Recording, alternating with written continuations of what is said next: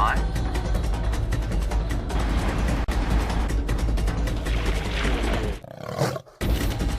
5, 4, 3, 2, 1. You are live, you are live. Hello everybody, good afternoon. I bet it looks like I'm hanging in a tree. But I'm not. We're here in the northeast corner of South Africa, the Kruger National Park, and I am standing in a Land Rover next to a tree in a beautiful dry riverbed called the Umlulwati. Say that after you've just got out of bed. I haven't just got out of bed because it is a very balmy afternoon here, 3 o'clock in the afternoon to be exact. No, it's not, it's 3:30 in the afternoon, 34 degrees Celsius, 96 degrees Fahrenheit. It's supposed to be autumn. It feels like summer. My name is James Henry. Bryan is on camera. Hello. Has to put up with me for the next 3 hours, and of course with all of you, as do I. A joy to be with you, and we're going to also tell you about the other drive today, and that is Samuel Chevalier. He is being driven about. No, he's actually doing the driving, isn't he, today? He's being filmed by the inimitable Wium who will be, no doubt, have a picnic with him. And in the final control, we have got Kirsten McLennan-Smith talking to our ears and tapping away at the keys. We have got Louise Pavid. Now, we are going to be joined very shortly by Mrs. Creed's class of... no, that's not right at all. It's Mrs. Harden's class of Creed's Elementary School in Virginia Beach, Virginia. And they're going to be chatting to us. They're 8 and 9 years old. They're going to be taking their first safari, so that's very exciting for them. For the rest of you, please do talk to us. We've had such enlightening and wonderful conversations the other day. My highlight of yesterday, of course, was we were asked if we have bears here in Africa. I said we didn't, and I didn't think that we ever had. And then somebody sent through a wonderful email about something called an Atlas bear, which is now an extinct species of bear that used to occur in northern Africa, north of the Sahara. So that kind of thing from all of you, loyal viewers and new viewers, just really does make this job the best possible job in the world. So thank you for joining us. Send us your questions, hashtag SafariLIVE, or questions at WildEarth.tv if you're on the email. We've come into the drainage line here. Let me get out from underneath this, this stick. See, I'm not really in a tree. Our point for coming down here was to see if we can find Karula's cubs and Karula. We tracked her in here this morning. We're not going to spend a huge amount of time doing the actual tracking because obviously she will probably be off the road in the block, but we're going to have a squiz around and see if she hasn't come out with the cubs, or maybe she's gone and come back. We'll just have a look and see what happens. If we do find the little ones without her, of course, then we probably won't view them because they need the safety of her without the distraction of us, if you know what I mean. So that's the plan for the afternoon. You're most welcome. Lovely to have you along on this balmy autumnal afternoon. Let's go and see what we can find. Ready, Bryan? Almost. Right? Ready? Ready? Oh, good. Yes, here we go. Here we go.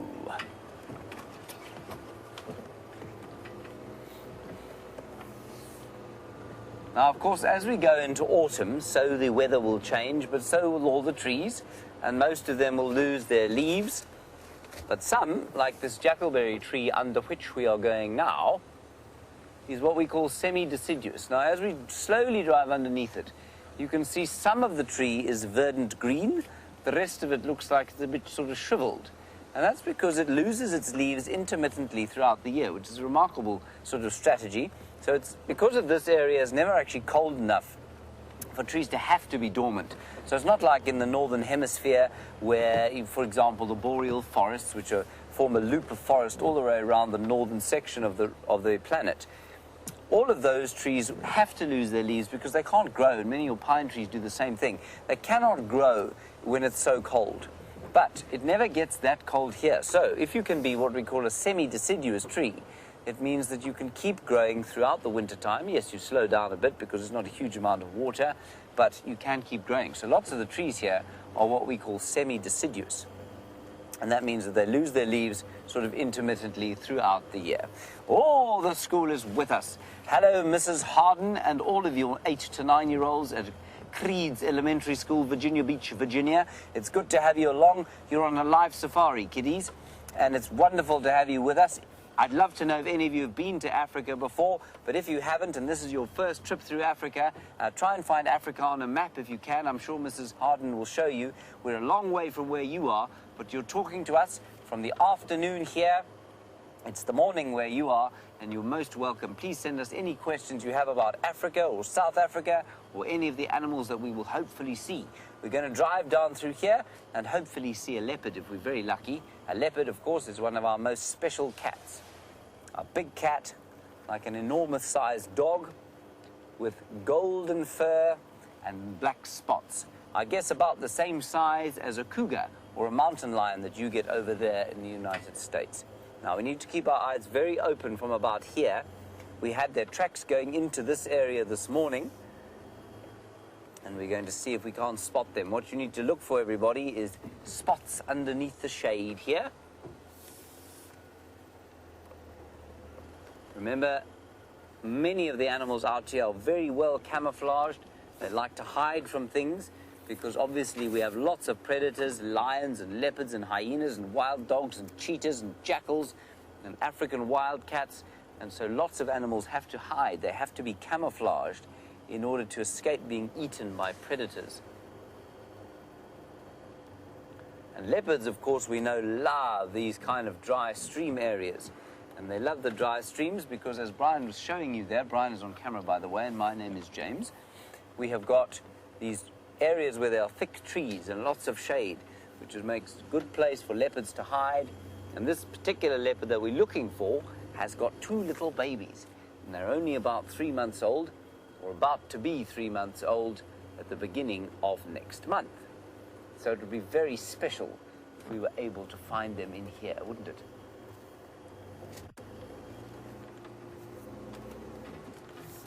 The other animals we might see down here are some of the more common antelope, like a nyala. I'm just going to quickly talk on the radio. No update so far. Now, the radio, of course, very important. We talk to lots of other vehicles around this area.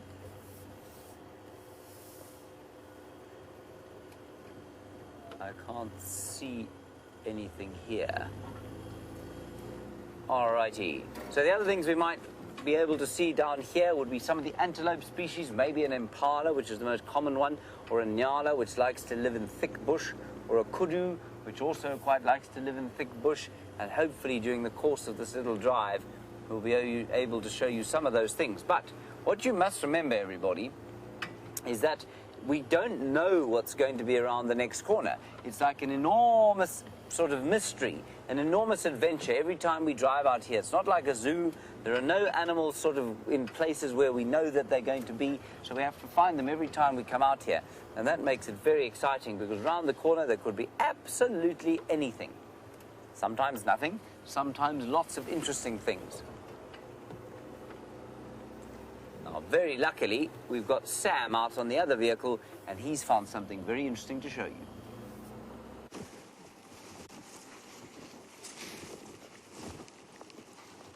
Good afternoon, Creed Elementary and Mrs. Harden. We are sitting here with a community nest spider. Look at the size of this nest. Good afternoon, Paul. If you have a look at this nest, you can see there's a lot of leaves that are stuck in there, so it's an inactive mound. You'll often find a number of spiders within this nest. It's incredible to see the amount of spiders that will come here. And a number of little insects, from butterflies to praying mantises, will fly into that and will be caught by the community nest spider. So, children, let's go on a drive. Let's see what we can find. Let me know what you would like to see this afternoon, if it's a zebra, a cheetah, whatever it is. And we can talk about these lovely subjects. We've got our little elephant over here. He's going to try and give us some luck to see if we can find an elephant out on the plains this afternoon.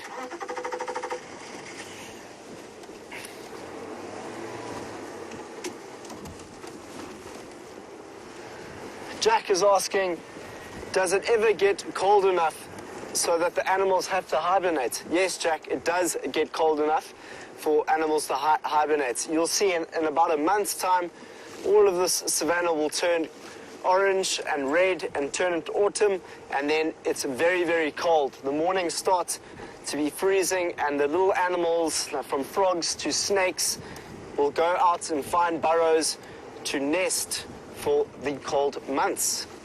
The winter months here in southern Africa are not the wet season, it is the dry season. So you'll see there'll be a lot of dust, and there'll be few animals, and all the animals will be competing for the watering holes. Have you guys got lots of spiders where you are? I'd love to know what sort of spiders you get there. Do you have any social spiders? That means a lot of spiders that live together in one nest, because that is the spider's nest that we just saw. So there was a leopard that was walking here earlier this morning. Who wants to see a leopard? Because I know myself and Wium, who are on camera, wants to see one.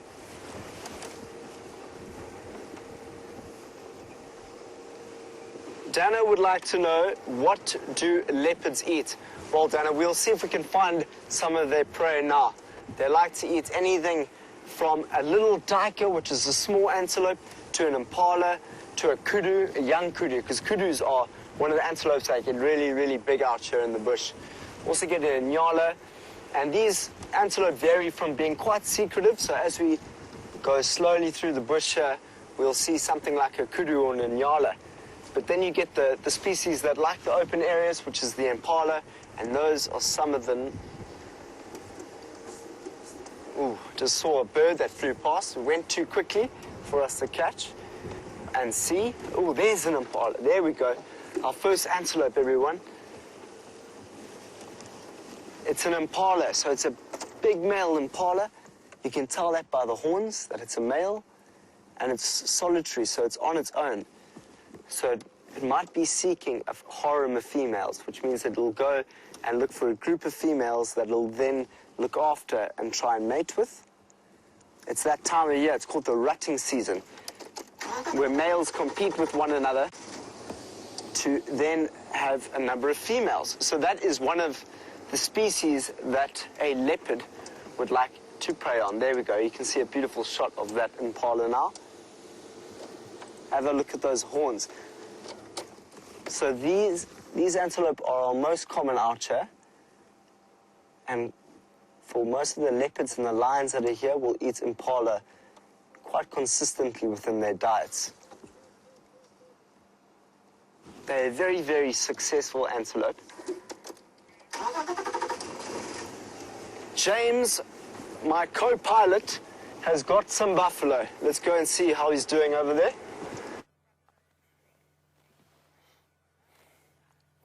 There are some buffalo indeed, everybody. And these, of course, are not the same as the buffalo that you guys get in the United States. They are called the African or Cape buffalo. You get the big bison, but they're about the same size, a little bit smaller, but they're also a bit nastier. So we keep our distance from them. And these are old buffalo bulls. And I always say when we're chatting to youngsters like you that these buffalo bulls are something to be jealous of course, because they get to play in the mud all day long. It's the best kind of mud, this African mud. And they don't have to go and have a bath afterwards. No one tells them they have to come inside and have a clean up. So it's just a really nice life for an old buffalo bull. And you can see they're sitting very peacefully. They like to be in the mud because it's cool. It's a hot day, like I said, about 93 degrees Fahrenheit, so quite cold, quite hot, and the buffalo will stay cool by lying in the mud. And also between those two old bulls, you can see a very special bird. And that special bird is called a Hammerkop, or hammerhead. And you can see his head looks like it's a hammer, and what he's doing, he looks like, the two of them, they look like they're standing very still. What they're doing is waiting patiently for frogs. They like to eat frogs. They'll also eat fish, but frogs as well, and they'll be around with the buffalo because, of course, the buffalo move every so often, and that means the fish and the frogs that are on the bottom of this little pond will come up to the surface, and then the Hammerkop will grab them and eat them. Let's see if they catch something quickly. They've also got very sensitive feet. They're able to move very carefully in the water, and if they kick a fish or they kick a frog by mistake, then their beaks will shoot very quickly down into the water and grab it. You can see how everything out here, or many of the things out here, are shades of black and brown if they're animals, and beautiful greens, obviously, if they're trees. But you can see that the water is brown because it's dirty with mud, and the hammerkops are brown because it makes it difficult for their predators to see them. They camouflage from their predators, which would be other big birds, like some of the eagles we get here. And speaking of camouflage, Brian, can you see just in front of us there we have some very cleverly colored animals. You can't even see them now, but they are in your shot. As Brian zooms in, you'll see them coming into shot. And those are called Waterbuck. And that is a Waterbuck cow. It's a female Waterbuck. And she's standing in the shade. She doesn't lie in the water like the buffalo to stay cool, so she will stand in the shade. And what do you think she's eating, everyone? You'll see that she's going to swallow now. Watch her swallow. Not quite. See if she swallows. She's not grazing. Oh, she's just chewing. It's like she's got gum in her mouth, isn't it? Let's keep watching her while Michael's question comes through. There, watch her swallow. Now watch. Did you see that, everybody? What she did was, and this is going to sound very disgusting to you, it's going to sound horrible because she actually vomited back up into her mouth. Now, all of the animals, or many of the herbivores out here, the buffalo, the wildebeest, the nyala, the kudu, the impala, the waterbuck, they all are cud chewers. And I'm sure you've heard of the term chewing the cud before, because all of the cows that you get in the United States and the buffalo also chew the cud. And that means that they graze all the grass that they want to eat, then they must wait and sit in the shade like this waterbuck is doing, and they must regurgitate, that's the better word than vomit, regurgitate the food back into the mouth and chew it again before swallowing it. And that helps them to get all the nutrients that they want out of the food. Michael, you want to know what kind of habits or behaviors the antelope show us here. Lots and lots of different kinds of behaviors, of course, and it depends on the antelope, really. So that's one of the antelope, and their behavior is their most characteristic behavior is to run into water when they are threatened by lions or leopards or other predators like that. And that's why they're called waterbuck. Then you get the impala, and their most obvious behavior, Michael, is to make a big herd. And that herd, that big group, is able to see any predators that are coming to get them. So lots of the behaviors that the animals exhibit out here are in order to help them to not be eaten by some of the bigger predators around here. There's another bird there called a dove. And you'll get lots of different doves, I'm sure, in the United States. That particular one is called a ring-necked dove. And Will, that's a great name you've got. I've got a nephew called Will. Will, you want to know about the horns of the antelope and if that can help you to tell whether one is male or female? Absolutely it can, on most antelope. Some antelope, the females also have horns, but normally they're a different shape. They're not quite as hard, not quite as what we call robust. So they're a bit thinner and they're not used for fighting nearly as much as the male's horns are. One very good example of that is the wildebeest. The females also have horns, but in the waterbuck and in the impala that you've already seen, the females do not have horns. Now, a buffalo is not an antelope, it's a bovid, but the females do have horns, very different shape from the males. We're going to carry on going here. And Torrin, while we drive along, we might see some more buffalo around the corner. I just want to see if we can't find those leopards quickly. Torrin, you want to know if buffalo are endangered. No, they're not endangered in nothing like, say, a cheetah or a tiger is endangered, but they are, you know, just like all wild animals. They may seem like there are a lot of them, but compared with the number of people in the world, they are quite endangered. So they're not on an official list of being endangered like a tiger or a polar bear, but they certainly are not that comfortable. There are not that many of them around. There is a little baby waterbuck, look. So there's a baby and his mum, or her mum. Can't tell at this stage if that's a male baby or a female baby. And they'll just be quietly waiting to sort of go off to graze in the evening. None of the animals out here, they're a bit like us as human beings, like to be out in the middle of a hot, hot day. They like to rest in the shade, and then when it gets a bit cooler around sunrise and sunset, then they go off to graze. All right, Sam's got another wonderfully colored bird to show you.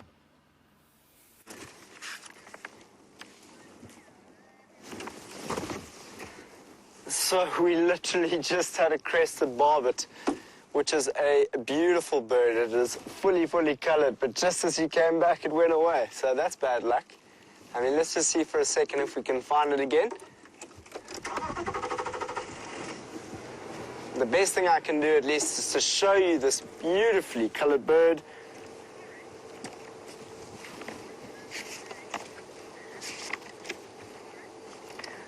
Torrin would like to know what kind of birds help the animals. That's a great question. There are some animals, like the hornbill, that will help a mongoose to find, well, to see predators. So when a predator is out there in the bush and it's walking through the thicket, a hornbill will stand up on a tree and alarm call at the predator, and that will tell the mongoose that there's a predator coming close, like a leopard. So a mongoose will run and jump into its hole and hide itself from the leopard.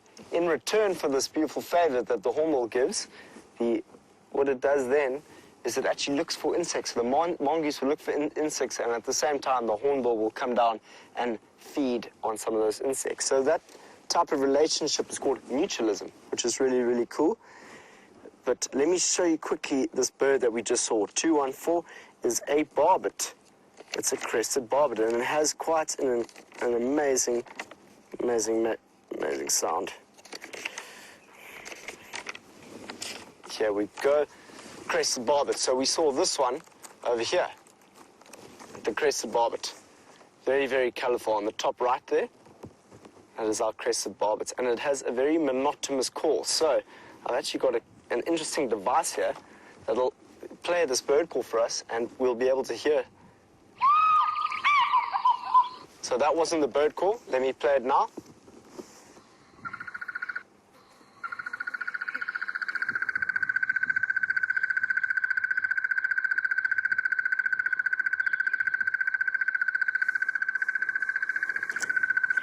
So when you are walking through the bush one day and you hear that call that goes like that, that is most often, well, it will be a crested barbet. It has one monotonous sound, and that was the beautifully colored crested barbet. So, ooh, we've got another buck over here. It's a Steenbok. Can you see the Steenbok as it crawls through the thicket there? We are very lucky to be seeing this antelope. It's very small, and it's secretive.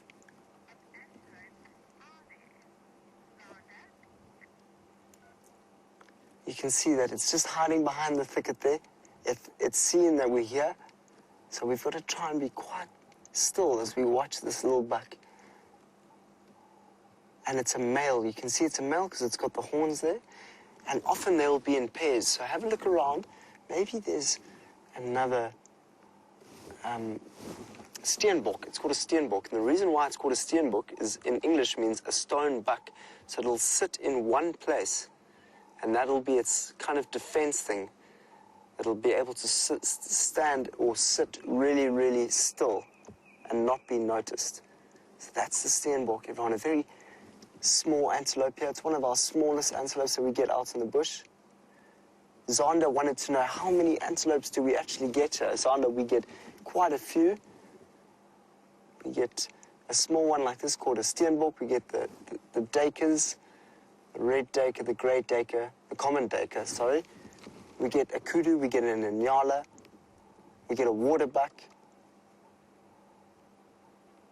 There's quite a few antelope that we get out here, Zander.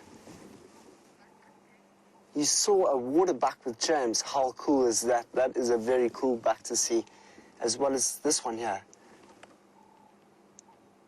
This is a very cool sighting, everyone. You don't often get to sit with these.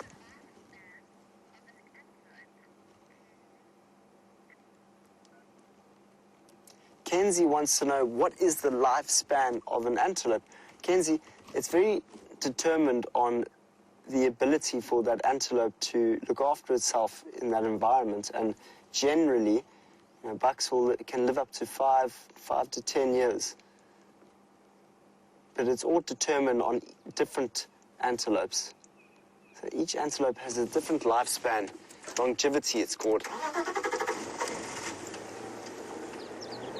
And this is an antelope that loves to be eaten by the leopard.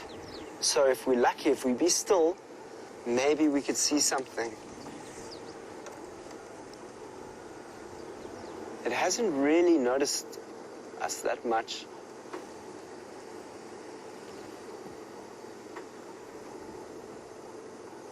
There, now it's noticed us, it's seen us. They're very, very quick, these antelopes, so hopefully we can actually watch it run.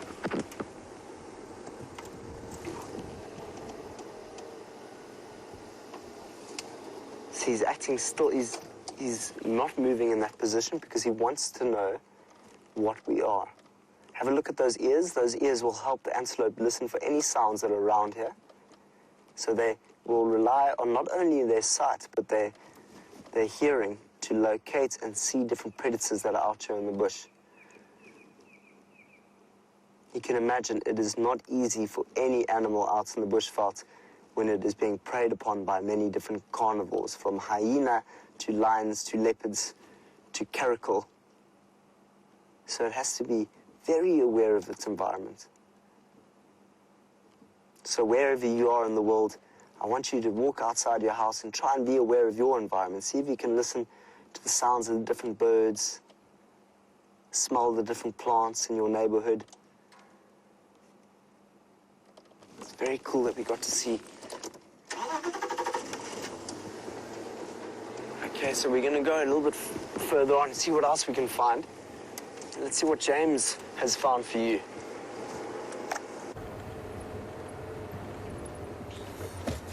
We're driving a little bit faster now, everyone, because, of course, the one thing that Bryan and I have found in a great abundance today and many other days this year have been, Bryan? Trees. And? Bushes. Flying things? Ants. Flies? Flies. Flies. Lots of flies all over the place. They've been climbing in our ears, everybody, and climbing in our noses and mouths. They're all over the place. Anyway, we're going to slow down now and show you this very interesting, but unfortunately, recently dead tree. So have a look here. I'll get out and show it to you. It's one of our most famous trees in all of Africa. Bryan, will you tell me if you lose sound of my voice? I'll put this in the top pocket. You hearing me still? Yes? Now, this special tree, everyone, is called a marula tree. And a marula tree, excuse me, a marula tree is a very clever tree because I bet you think this tree is dead, right? How do you think it fell over? Well, it fell over, everybody, because an elephant pushed it over. Now, look how big this tree is. Can you imagine how big the elephant must have been that pushed this tree over?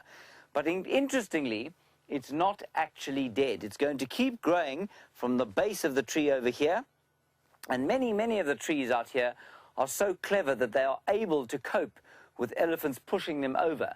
And that's because elephants like to eat lots of different kinds of trees, and none of the trees that, well, die if they get pushed over would survive for very long out here. And it produces a very delicious fruit in the summertime, and it's very sweet. It's one of the only really sweet fruits we get here, and the elephants love to eat the fruit. Isn't that amazing? I've seen a leopard lying in this very tree. Unfortunately, no more leopards are going to lie in the tree now because it has fallen over. So that is the marula tree. You'll find it all over the place here, all growing up on the sandy ridge crest areas, like that one. That's a big marula tree there too. And they come, interestingly, in male and female trees. Can you believe that? Just like you come in boys and girls, and human beings come in men and women. So it is with the marula tree that comes in a male tree and a female tree. And the easiest way to tell the difference is to come through here in summertime, and you find that the female tree has got little fruits. Now, KD This is a very common question you're asking about snakes. Are there any snakes in this area? Katie, there are hundreds of thousands of snakes probably, but we don't see them very often at all. Snakes, Katie, are very afraid of people. And so they move away from us. They hide down in termite mounds like this. If you look at this termite mound, Katie, you can see lots of holes in it. And in those holes, maybe snakes will be living. But if they hear us coming along, they'll go back inside, and so we don't see them. You might find cobras, you might find mambas, you might find striped-bellied sand snakes, or all sorts of other kinds of snakes. But they don't like us, so they go inside. And we have a very natural fear of snakes, Katie. Everybody is afraid of snakes, but snakes are more afraid of us than we are to them. Kenzie, lovely question from you about endangered species and how many endangered species there are in the park. Well, Kenzie, the most obvious endangered species would be the African wild dog, which is like a wolf, the African wolf, but it doesn't look like a wolf. It's a sort of, it's much lighter than a wolf, and it's got lovely colors, brown and black and white. That's what most obvious endangered species. Then we get rhino here sometimes, and they are obviously endangered. Black and white rhino we get. The black rhino, very highly endangered species. So those are the two most obvious ones. Then, of course, lions are threatened, you know. Although we see them quite a lot, lions are threatened.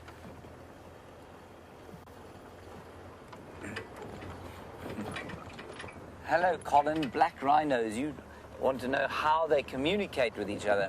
Well, Colin, in these days, they normally communicate with each other with iPhones, actually. No, they don't really. That's a joke. Not a very good one. They communicate, Colin, through grunting. They go, bleh, bleh, bleh. And they also squeal, if you can believe it. They make like a loud squealing noise, even the biggest ones. Sort of, and they say it sounds like a... You've heard a puppy squeal, I'm sure. It sounds like a really loud puppy making a squealing noise. But the most important way that they communicate is with smell. So they leave their dung and their urine around the place, and that leaves messages for the other black rhino that says, this is my territory, or don't come here. Or if a female is ready to mate, then her urine will tell the males that she's ready to mate. So, and that's called... Oh, there's a wonderful bird here. Look at this bird, everybody. Look at this beautiful bird. That's called a bateleur eagle. Look how he flies. That's Mrs. Bateleur. You can see she's got white on her wings, underneath the wings.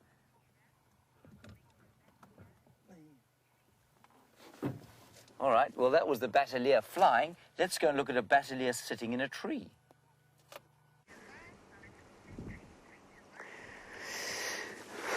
So you just saw a bateleur flying in the sky.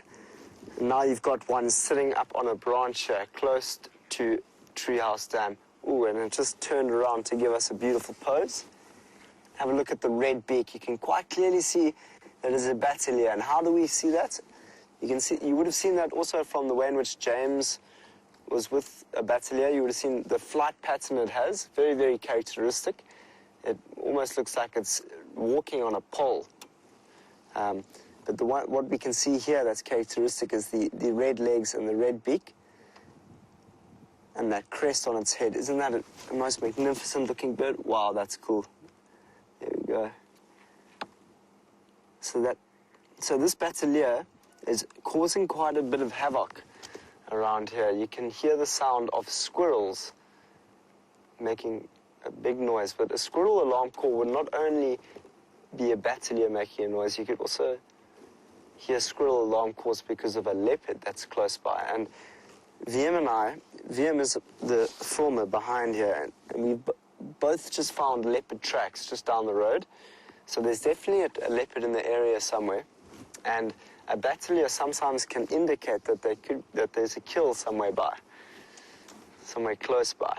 So we're just going to listen to see if this bateleur will do anything interesting, as if to give away the leopard. We've also, if you have a look over here, we've got an antelope, the impala, just beneath here, which is standing dead still, having a look into the bush, into the thicket. You don't have visual on it at the moment. It's on the left there. Yeah, there we go. So,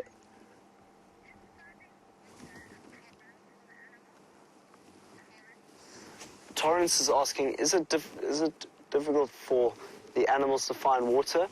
Well, Torrance, there are actually some watering holes here, and so there is a possibility for animals to get to a spot of water. We're going to go there just now. Let's just have a last. There we go.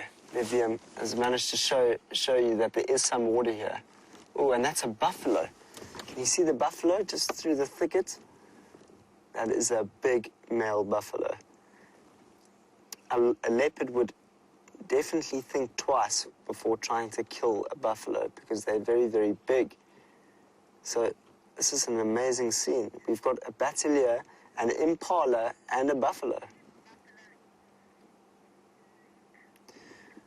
Zeke is asking, what do buffalo eat? Well, Zeke, they mainly eat grass. Grass is their main diet, so they go around and they graze.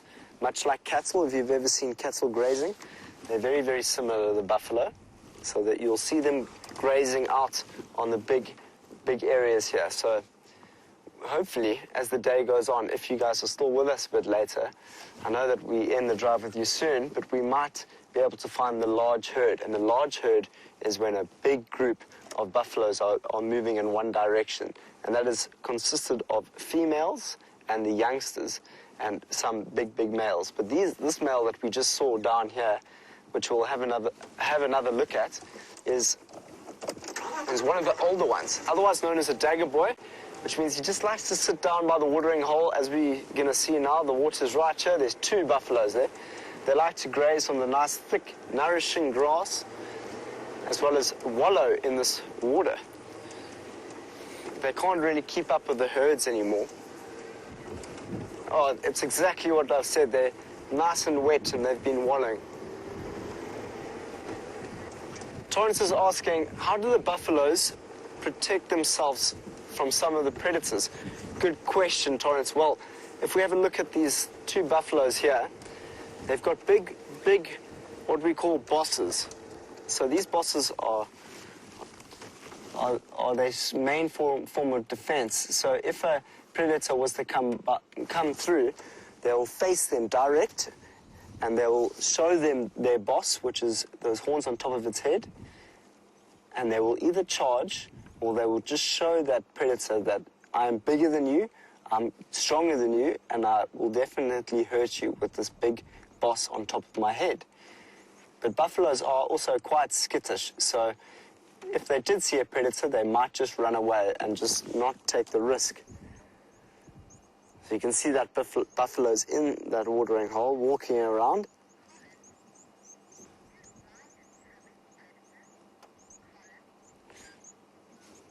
Colin is asking, do lions have any predators? No, Colin, there's no real animal that will kill a lion. A lion is on top of the food chain, but you have two above that, a vulture and a hyena, or what we call territory consumers. So they are opportunistic hunters, the hyena and the vulture. But the hyena, if there's a situation where you found a male lion that was in very, very, very bad condition, was very thin and had been kicked out of its coalition, and a big group of hyenas came across a very, very, very sad-looking lion, there might be an opportunity to have a kill. But most of the time, lions are not predated on. Look at that bateleur sitting in the tree. Isn't that beautiful?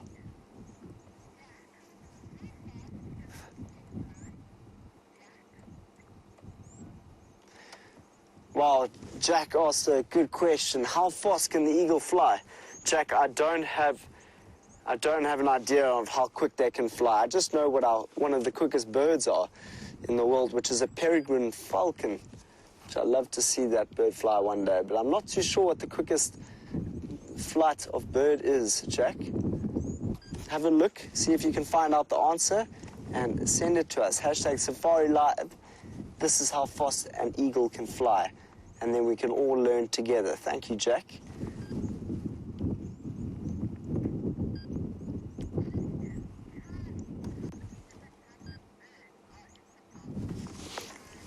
So Kylie's asking, how many different types of birds are on the park. You know, Kylie, I've been here for about 2 months and I'm sitting on a round. Well, we've got about, you know, since I've been here, there's been about 61 birds that have been seen. But we can get over 300, so I'm still have to get my bird list all the way up to over 300. Just gonna go over.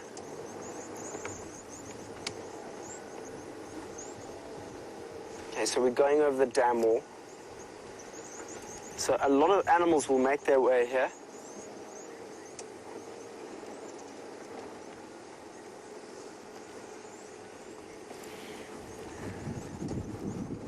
So, Kirsten, who's our director, has just let me know that eagles can fly on average between 30 and 55 kilometers per hour. Isn't that incredible to think that an eagle can fly that quickly? I must say, that is very, very fast for an eagle to fly that quick. We're just going to see if we can get another look of that bateleur. Zonda's asking, do we have droughts? Well, Zonda, we most definitely do have droughts. We are going through, we've been through quite a drought recently. So normally the season that we've just had, which is the summer season, is our rainfall season. And we didn't get much rain over that summer season. And we're going into the winter, which means it's going to be a lot drier. So we are definitely coming into a drought, which means that there's going to be lots of animals coming to the same watering hole, lots of competition. All animals like the water, so as you know, we all need water. So the competition is greater. So we're going to sit here a little bit longer, see if we can find a location on a leopard that is around this area. In the meantime, let's see what James is doing with the hornbill. It would seem that today is the day of the buffalo, everybody. Look, there are buffalo here at the waterhole. And we were hoping to find some elephants here. There were some tracks of elephants coming past here. But there are more buffalo having a swim. And if you want to know about the flies that we are having to deal with, everybody, Brian, if you show them the one in front of us, look at the flies there. Alex, you want to know how big a buffalo can get? Well, that buffalo there that has got more flies on it than you've had hot breakfasts in your life, well, that buffalo is probably about 800 kilograms, which is about 1,800 pounds. A huge number of kilograms, a huge number of flies, a very heavy animal. And it probably stands about 5 foot, maybe 6 feet at the shoulder. So they're quite tall. 5'8" to 6 feet at the shoulder. So they're quite tall and they're very heavy and very strong. And look how cross they look. They say that buffalo look at you as though you owe them money. And I think that's a really good description. And remember I told you about chewing the cud? Well, that buffalo is chewing the cud. Watch him now. Watch his throat. Watch his throat. Oh, he's not going to do it now. As soon as you tell people to watch, they don't do it.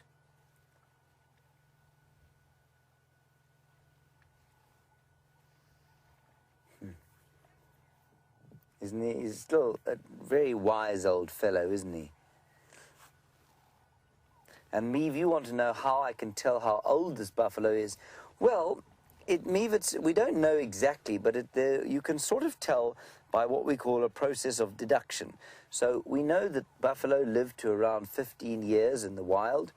We know that buffalo live on their own once they're not when they get a bit older and they don't live in the herd anymore. So that's probably after the age of 12. So we know that he's probably between 12 and 15 years old. Then if we look at his horns, we can see that the keratin, which is that black bit on the top, has been rubbed off by constant rubbing on trees. So those horns are not in great condition. So maybe he's a little bit older than 12, not quite 15. Maybe he's about 13 years old. Then we look at his ears. We see they've been torn up a bit. So he's probably, yes, about 13 years. And between 13 and 15.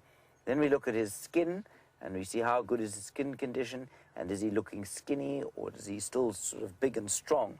He's quite big and strong, but not very. So I would say that he's between 13 and 15 years old, Meave. But more accurate, and I might be wrong, he may have just had a very hard life and be younger than that, or had a very easy life and managed to stay young. Torrin, you ask a very, very clever question here. You say, what animals don't have any natural predators? Well, out here, I suppose you might say a big bull elephant doesn't have a natural predator, because nothing can kill a big bull elephant unless he's very sick. If he's very sick, then it's possible that a lion could kill him, or many lions could kill him, but unless he was very sick, it's almost impossible. So a big bull elephant. The other one is a big crocodile will have no natural predators. And there might be crocodiles in this water, there might not. It's impossible to tell, and that's why we never, ever in Africa do we come into water and swim in it unless we can see all the way to the bottom, and unless we know that there are no crocodiles. Crocodiles can move big distances. They could be in this water. They might not be in this water, so we would never swim in here. But a crocodile, a big crocodile, has got no natural predators. What a very nice question. Thank you, Torrin.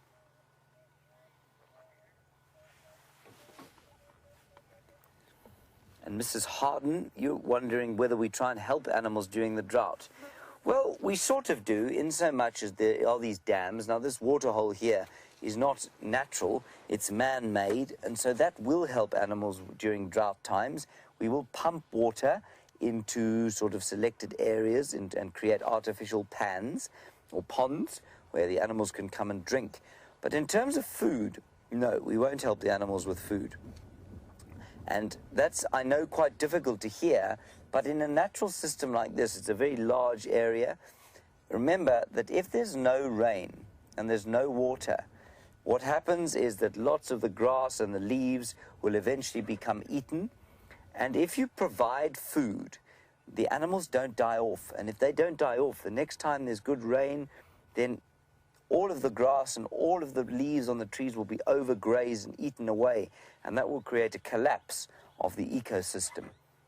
And so it's perfectly natural in natural areas for animals to experience what we call die-off, where they just don't make it through the dry season because it's just too dry and because there's not enough to eat. And we have to allow that to happen.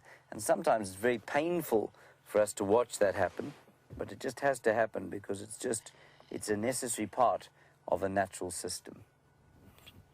Look at that old boy. See on the top of his horns there?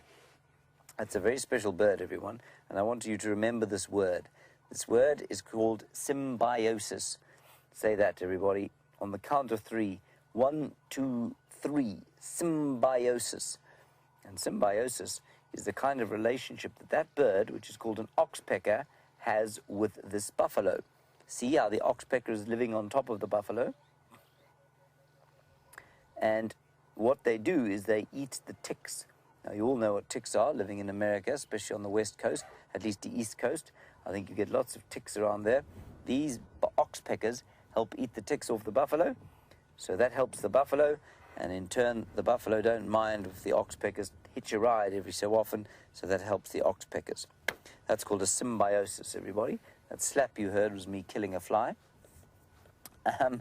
Luke, you want to know if you can tell individual buffaloes apart by their horns. Absolutely you can. If you look at the one you're looking at there, and then the one that Bryan's moving the camera to there, you can see that their horns are very different. Same shape, or sort of, but this one has got a wider, what we call boss. You can see the gap between his two horns is bigger than the gap on the other one. And then, Bryan, if we go all the way across to these chaps over here, they're probably a little bit younger, but not much. And you can see that his horns are flatter. They don't stick out as much as that other one's. So it's like an individual haircut. That guy's having a very nice sleep, isn't he? So comfortable in the water there. I was hoping to find some elephants here, but they don't seem to be. Just listening carefully to the radio. Now, Corin, before we move on from here, you've asked a lovely question about woodpeckers and whether or not we get different kinds of woodpeckers here. We get 4 different kinds of woodpeckers in this area and about 10 different kinds of woodpeckers in South Africa.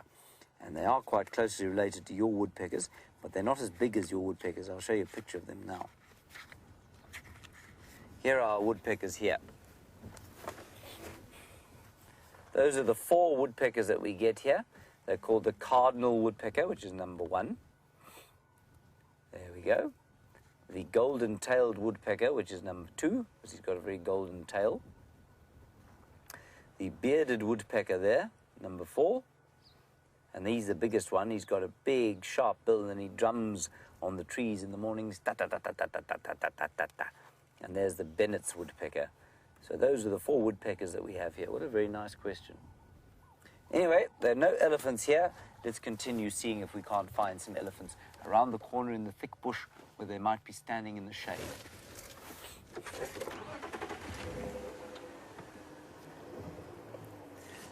And Mrs. Harden, you want to see some zebra and giraffe. I'd also like to see some zebra and giraffe. But as I said at the beginning, we just don't know what's going to be around the corner, what's going to be where. So we might be lucky to find some zebra, but we don't know where they are all the time. And likewise the giraffe. We just don't know where they are all the time. So every time we come out here, we start looking for things again. So sometimes we see lots of zebra, sometimes we see none. And that's the excitement of being on a game drive.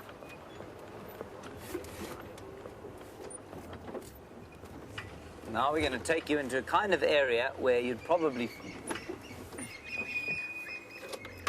Just listen to that, everybody. Something has made those francolins, those birds, very cross. It's almost like they've either had a fight or they saw a snake or they saw a little cat or something like that. Let's just reverse. Maybe we'll be very lucky. So you've got to use all your senses when you're living in the bush. Your ears, your eyes, your nose, everything.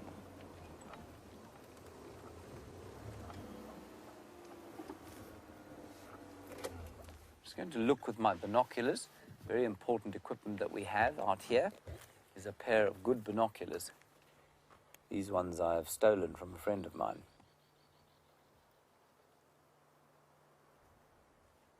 No, I can't see anything in there, but you heard how those francolins, which are birds that live on the ground, a bit like a grouse, I suppose. You heard how they got very angry. Something gave them a fright, but I can't see anything in there. Can you, Bryan? Man.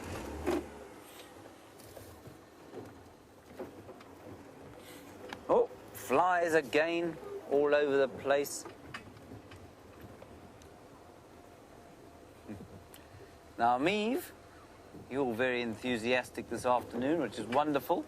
You want to know how many buffalo you normally find in a group? Well, Meave, normally we'd find sort of a group like that of bulls, and that can be sort of 1 up to 10. But in the big, when the females and the calves are around, the little ones, you can find them in groups of up to 1,000 here. Right, that's enough from me. Let's quickly head across to Sam. He's got something very exciting to show you.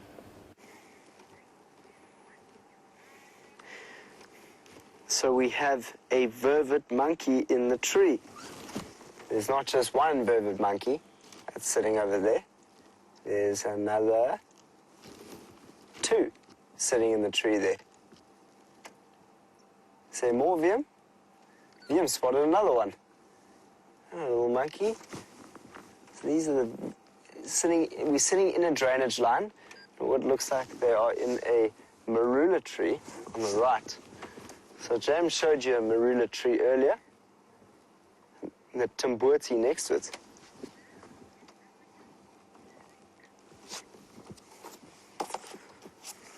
So these monkeys will also tell us a lot in the bush, and when you hear the sound of a monkey alarm call, it's a good sign that there is a leopard close by. Oh, do you see that jump as they climb that tree?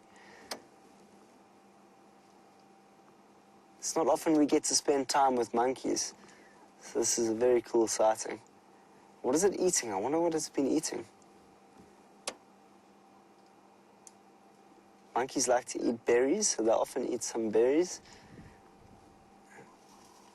And there are a few trees that have berries here. Look at this monkey climb. How cool is that?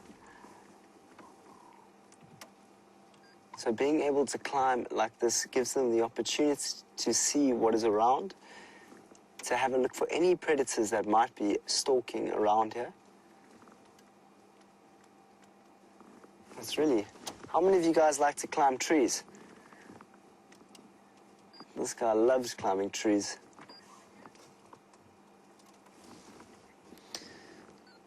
Oh, he's resting on that branch. He is resting very well on that branch.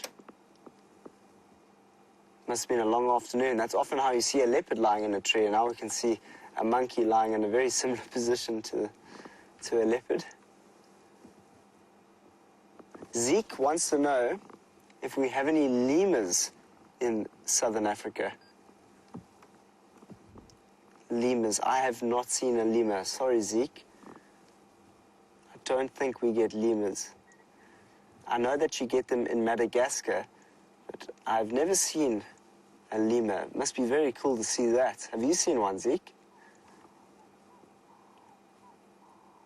So this vervet monkey, when I used to be in my training, when I learned how to do what I do, a monkey once came into my room while I was sleeping, and I got up so quickly I hit my head on my cupboard, and I had a big lump on my head. So whenever I see a monkey, I think about that monkey that ran into my room and basically made me knock my head and fall to the ground.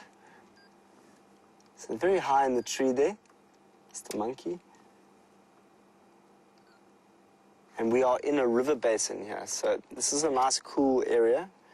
So it's a nice, comfortable, shady spot for these monkeys to come and relax for the afternoon. It is the main monkey that we get here. We also get baboons, and we've seen loads of baboons out here. So we've seen them over the last couple of days, and baboons have much bigger heads and much bigger canines. Definitely a lot scarier looking than these monkeys. These monkeys are also very confident. If you notice, if you ever come through to South Africa and you meet one of these vervet monkeys on foot, they sometimes won't run away from you. If they see you holding an apple, they'll come quite close. Quite naughty little guys, these vervet monkeys.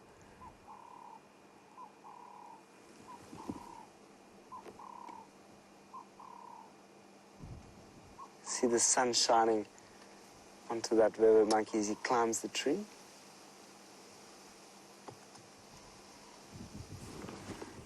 So I think that's all of them, hey? Wium? Did you saw any in the distance? Yeah, there's more at the back. There's more at the back, so this is not the only amount. Let's just see how many we might see here.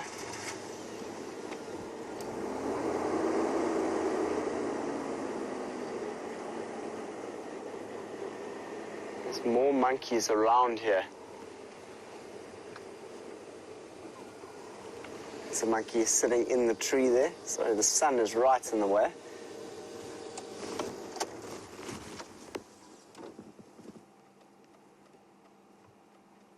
When I was a kid, I used to love climbing trees. Do you guys love climbing trees? Is it something that you enjoy doing at your school? Just be careful climbing the trees. Don't try and go too high. These monkeys have developed characteristics and skills over many, many years to cope with climbing like that. There we go. You can see how quickly they can move up those trees.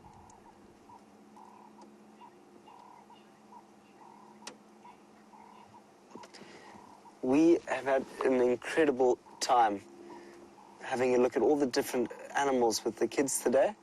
Thank you so much, Mrs. Harden, for allowing us to take your kids on this epic adventure through the African bush.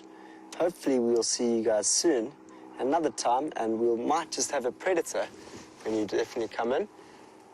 But please don't be scared to follow us. You can follow us online at SafariLIVE, and you can join our adventures every single day out here in the bush and see what the animals get up to, see what we get up to while we're trying to find them.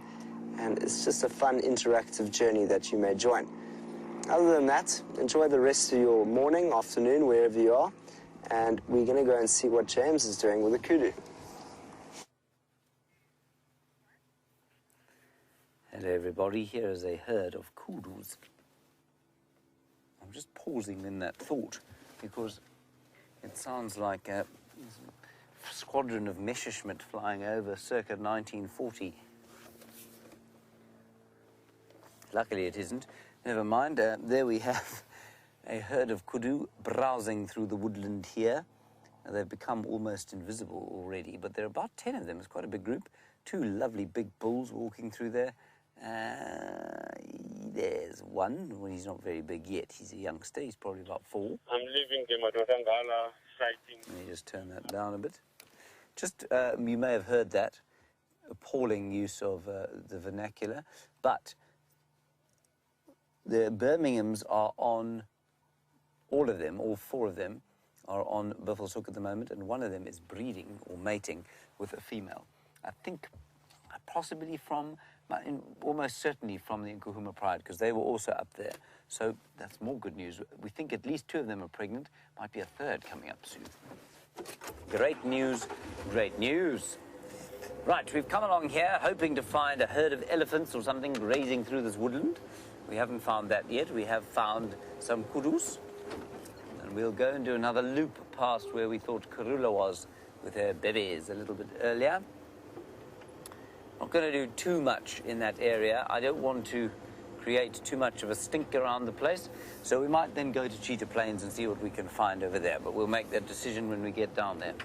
I just did want to show you or give you a view of the valley down here. But unfortunately, I don't seem to be able... there was a lovely view there, and the impression it gave me was one of just how verdant it looks in summertime, and then how dry there. That's quite a nice look across there, Bryan, if you don't mind. Now, that's the kind of view that if you look at different times of the year, will look completely different colors. Now, it was, until probably 3 weeks ago, you know, 100 shades of green. There was very little brown in there at all. And now it's starting to turn slightly brown and slightly yellow as the dry season begins to take hold. Anyway, enough of that. Let's head back across to those wonderful primates that Sam is looking at. So we are still with the monkeys, and it's been very cool sitting with them. With the kids from Creed. Ooh, that's awesome to see that. Sitting in a russet bush willow, just in the river in the drainage line here. They've been climbing and jumping around these trees. This is perfect habitat for them. They like to be close to these drainage lines. So they normally feed early in the morning, and during the day they rest in trees and feed if they can. But during the night time, they'll climb up trees and sleep. They are diurnal animals. There's some incredible visuals that Wium's getting here with the sun behind them. Look how cool that is. If you want to screenshot any of these vervet monkeys, please do so. That was quite a young-looking one, huh, Wium? Must be quite young. So the breeding is somewhere around 1, seldom 2. And they are born at any time of the year. Look at the young one. Cool. This one is jumping from tree to tree. Look at them go. Awesome.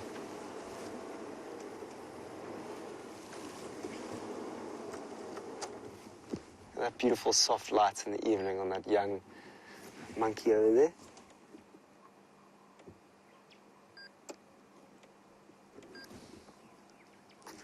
So their gestation period is just 7 months. I have them at any time of the year. This is so cool. We don't often get the opportunity to sit with... This one's eating something at the end of that tree. What is it? What's it eating? It looks like it's eating a seed pod.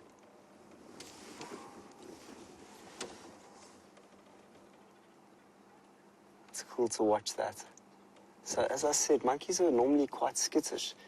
So we came in here quite softly and gently, so we don't give them too much of a fright. And they've been really, really good with us. It looks like it's been eating the pod of that tree. What tree is it? I'm just trying to see. Looks like a knobthorn.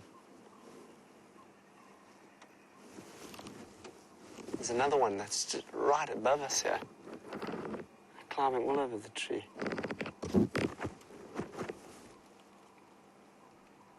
It's incredible how quick they can climb.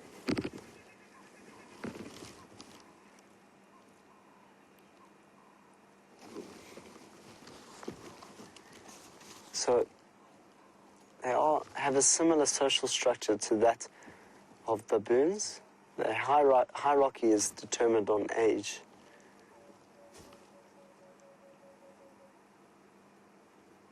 So there he is. Can you see him there? Can't see him in there. Just sitting at the edge of this tree. Almost feels like he could just jump on top of our vehicle.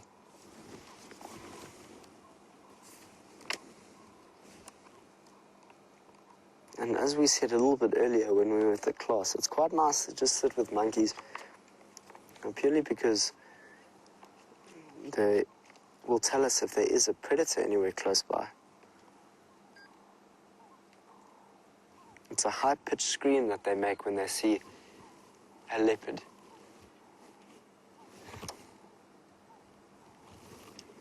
And the males are quite a bit larger than the females.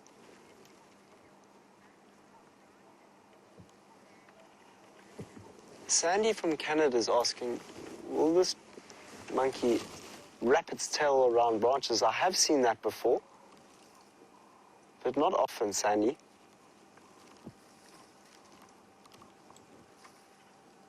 You don't often see that. They mainly move around with...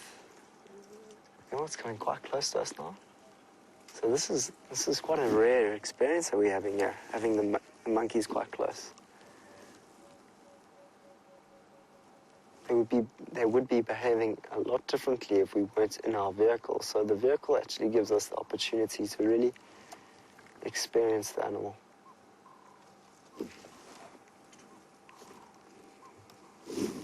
He's looking straight into the camera. And then took a nice little seat. I think they're planning an invasion. Wium thinks that they might just be planning an invasion on us. I reckon they can see your banana, Wium. Yep. They've robbed me many times. Have they robbed you a few times? So they often come into our camp and try and take all the fruit from our fridges. So hyenas and these monkeys can be the most difficult things in terms of human habitation out here in the bush. Difficult in the sense that they will not be scared to come and take some of our food. Look at that tail hanging down. Very cool.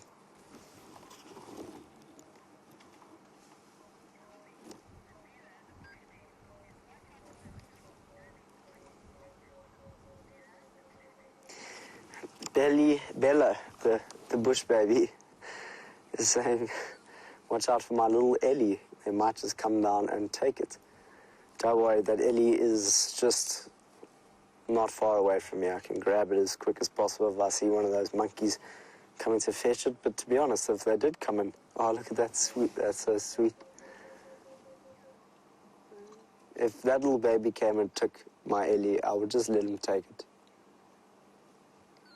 Did I try that with my banana?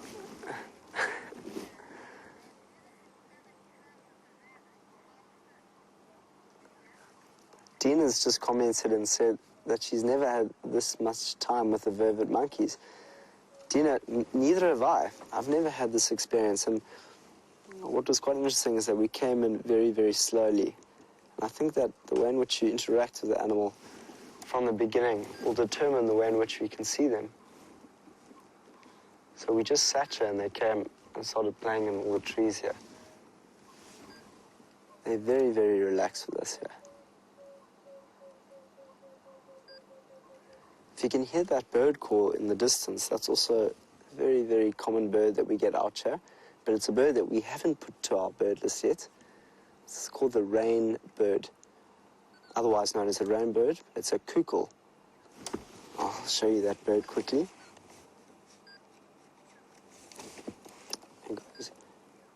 Looks like he's trying to get water out of his ear.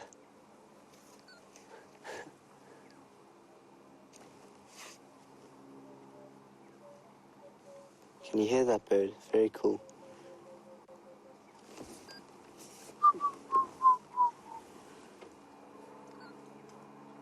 Have a look at that, the features on the face of that vervet monkey. Dark, dark eyes. It's got that white lining around its face, very black face. And what's also a very common characteristic is the blue genitalia. So that's also something that can tell the difference between some of the monkeys. It's quite similar to that of the Sykes monkey, which I haven't seen before. Very similar to that one.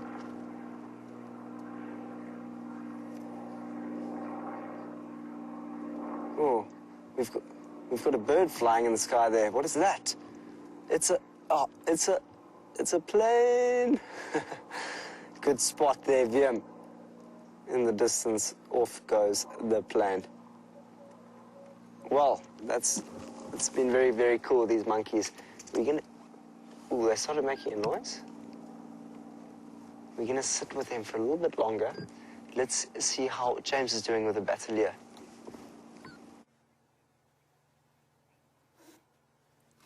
A feast of bateleur that we have here. A male and a female here sitting on a tree. And the female is the one with the... I can never remember this. Let me just quickly check. You can see one of them's very sort of brindled on the back, and one has a grey and shoulder patches, and that is the distinguishing feature when you see them sitting like this. I, of course, can never remember which is which, but I will tell you shortly. It is the female who has... Oh, no, she's got... The female is the one closest to us, with her back to us. We know that because of the white primaries underneath the brindled part of the wing there. The male is black underneath the grey shoulder patches that he has. They almost look like they want to take off and fly. And this is perfect weather for a bateleur to fly. It's warm, so there's lots of hot air coming off the ground. There's also a nice breeze. Now, what that means is that they don't need to go up too high to maintain height. They can fly a little bit like a seabird, like an albatross or a petrel, which flies very low to the sea surface, but only because there's always a wind. And a bateleur doesn't like to fly too high, and so a breeze like this, which is consistent and coming out of the southeast, they can use very nicely to fly around. They are such magnificent eagles, and not found anywhere outside of protected areas. They're tremendously susceptible to carcass poisoning that a lot of farmers engage in. Livestock farmers, I mean. And I suspect also with those colours, they have fallen prey to many poachers over the years. Are they not special? I think that's a fantastic sighting. This couple seems to live around here, and I've seen them with a juvenile less than 7 years old and a semi-adult, sort of probably about 5 or 6 years old. And I'm sure that those are both youngsters from previous clutches that these two have raised in this area off Mumba Road. Right, now we've come onto Mumba Road in the hopes that Karula has popped out of here after her foray on Leadwood, which is just to the south of where we're sitting. So let's just see if she hasn't popped out here. We'll have a look on the road for a few tracks. Otherwise, we'll see what else we can see. Sam is still with the monkeys. Let's go and see what they're doing.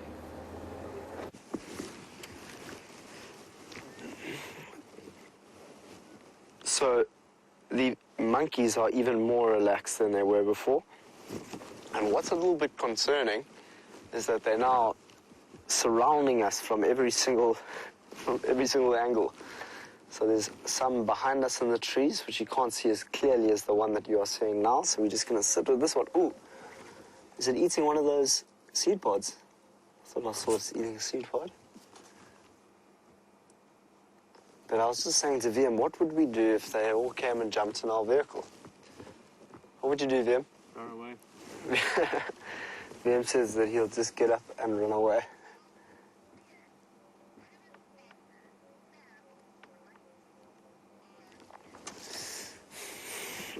Our beard wants to know, who is faster, Sam or the monkeys? Well, I'm really not that quick. Our beard, I'd like to say that I could run quickly, but I cannot. So I think the monkeys are a lot quicker than us. Well, than me. I definitely cannot climb a tree like they can. I really wish I could, though. Looks like quite a lot of fun. And what's awesome is sometimes you'll see baboons grooming each other, and that's a real treat to watch sometimes. Because they really look after each other in these troops. It's very cool to see one that's right here. Look. What is he doing?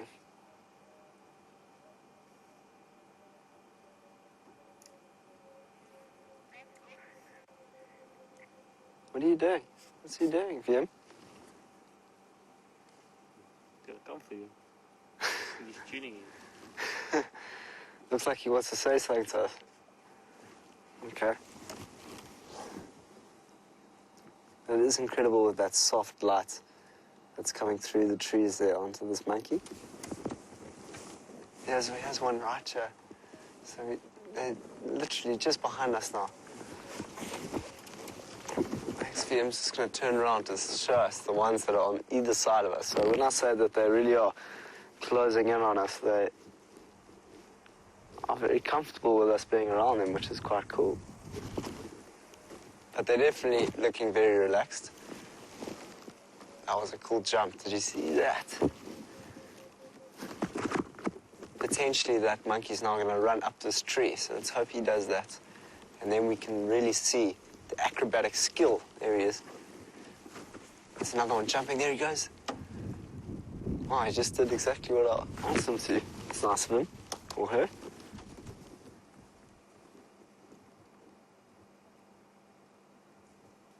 Seems like he's chewing something.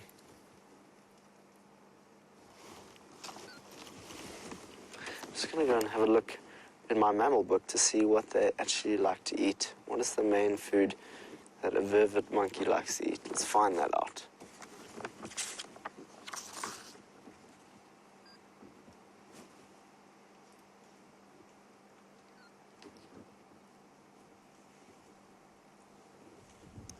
So the food that they eat is mostly wild fruit, as well as flowers, leaves, sprouts, gum, and insects.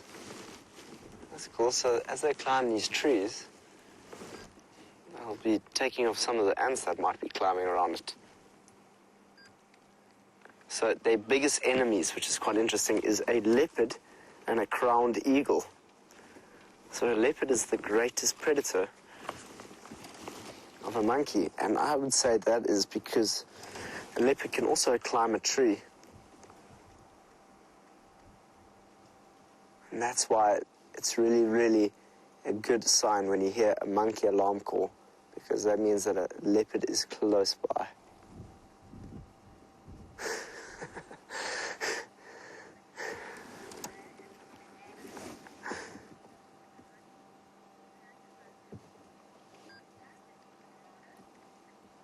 Lisa in Colorado, ooh, look at those, did you see those teeth? Very pronounced teeth there. Lisa in Colorado is quite glad that we've stayed with the monkeys. Well, Lisa, it's a good opportunity to sit with an animal that we don't normally get a lot of time to spend with, and to learn a little bit more about them, because that's when we're really going to learn more about the bush, is when we're experiencing them, not reading them in the books. So now we know that they are very efficient climbers. They like to eat fruits and leaves and browse, and even little insects on the trees.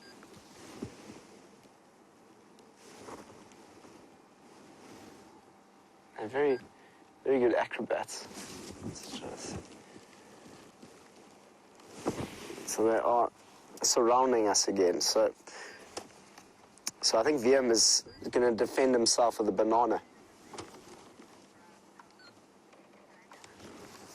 Ex-Ranger says that she wants to watch Planet of the Apes after this. Oh, look at that. There's one right on that stump there. That looks very cool. Scratching his head. Ex-Ranger wants to watch Planet of the Apes. I've never seen that before. I don't know if I intend to. It sounds quite scary.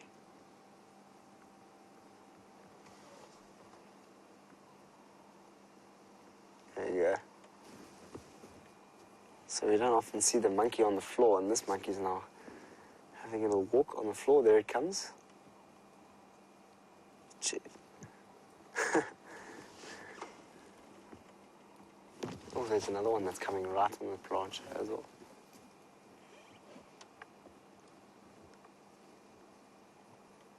See, the longer that we stay here, the more confidence and relaxed that they actually get here.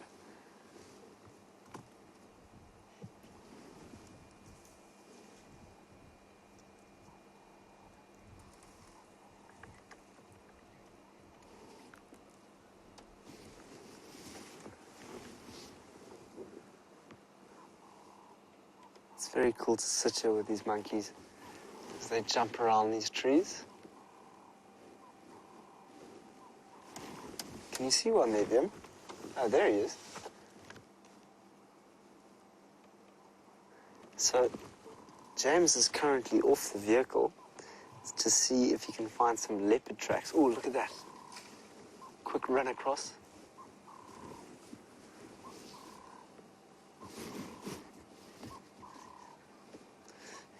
I think James is, oh, there he is. So James is also in the drainage line in front of us. So we could potentially see a monkey walking around, around us here. Jokes, James. I don't imply that you're a monkey. You are Frodo Baggins. There he goes, look at that. Can you hear that bird? Two Polly, two Polly, two Polly. That's a black collared barbet. Two Polly. Nice forming Wium, great. They're quick when they get on the ground there.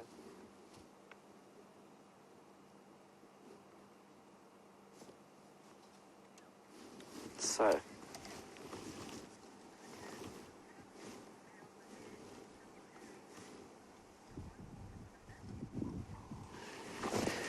Sean from Secunda is asking, can a big male baboon kill a leopard? Well, it's very, yes, of course they can, you know. Especially where I was in the Cederberg Mountains, there are many, many baboons out there, and as well as there are leopards. So the two main predators of the Cederberg were the black eagle and the leopard. You can imagine the leopard would have preyed on a baboon every now and then when it was desperate. The reason why I say every now and then, it is quite dangerous trying to kill a baboon if you're a leopard, because the size of their canines are not small. So there's definitely a number of casualties that have happened out in those mountains. I'm not sure if I've ever seen a leopard killing a baboon here. I know that lions will often kill a baboon, but I'm more than sure that they would. Well, this baboon's getting close to where James's vehicle is. Maybe they'll meet each other on foot.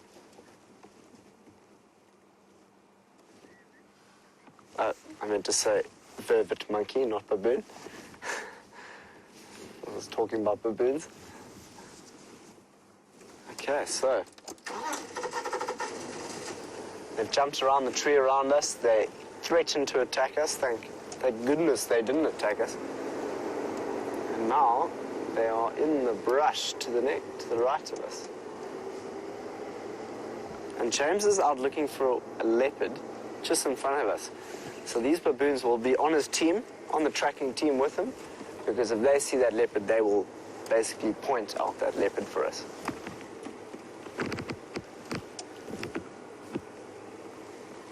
So there he goes.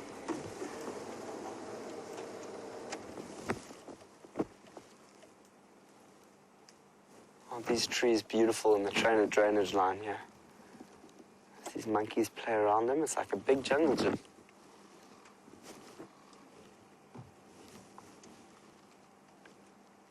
So they're all around these trees here.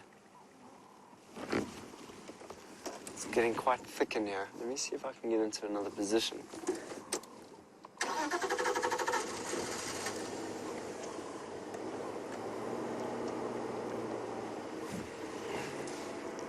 So it looks like the monkeys are now heading off away from the drainage line. You can still see a couple of them playing.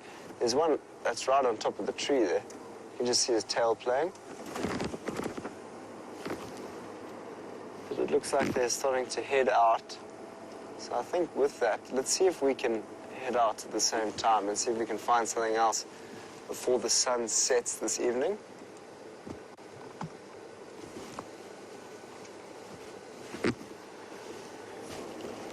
So, all of you guys are quite excited that we managed to spend quite a fair amount of time with monkeys. I really enjoy spending time with any creature out here. I don't have a specific animal that I love more than the other. So tracking a leopard is just as fun for me as sitting with some monkeys.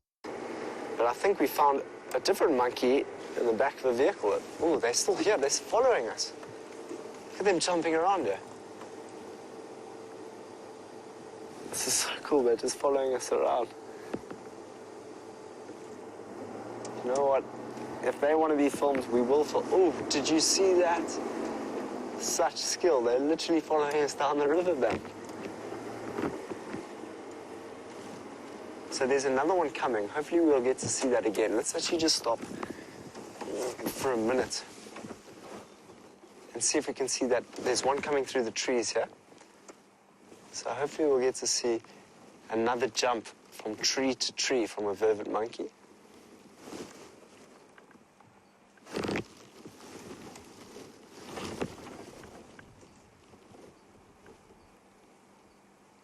Can't see him right now. Can you see him, Ben? Yeah, there comes one. So the one's in the right there, in the tree. Maybe if I just carry on moving, they'll follow us because they're literally following us down the drainage line. Now you can actually see them. They're all starting to move into this tree now. So if we wait a little bit longer, we might see, there they come. This is awesome. This one's jumping up the tree. Both of them are jumping up. They're climbing all the way to the top now. There's another one right here. Let's watch this one cross here. Yep. 1, 2, 3, go.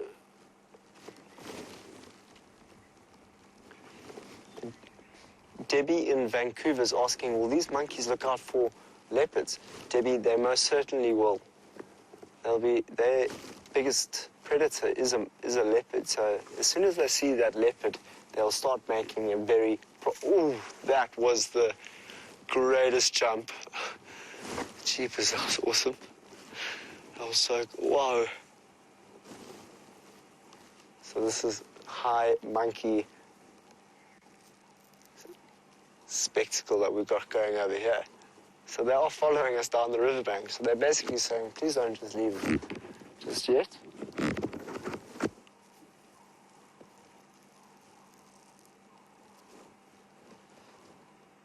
I've got a good feeling that we should sit here just for another 3 to 5 minutes.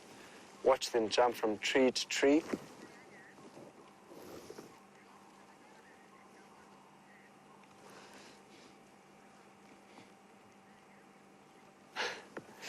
X-Rang is saying that we should drop the banana and no one will be hurt. Well, X-Rang, that might be the right thing to do. Wium's the one holding. There's a small one right in between that tree. It's cool to see that. He's learning how to climb trees, watching his fellow family jumping from tree to tree. Must be an exciting thing. Damn it, we just missed one jumping across. There's just too much action going on. X-Ranger, Wium is the one that has the banana. He hasn't eaten it yet. Going down without a fight. Wium says he's not going to go down without a fight. So, if anything, he'll use his banana as a sword. But I heard earlier, you said you would just run away, didn't you, Wium? It's part of the tactic. It's part of his tactic, okay. So there's one that's jumping up into the tree now.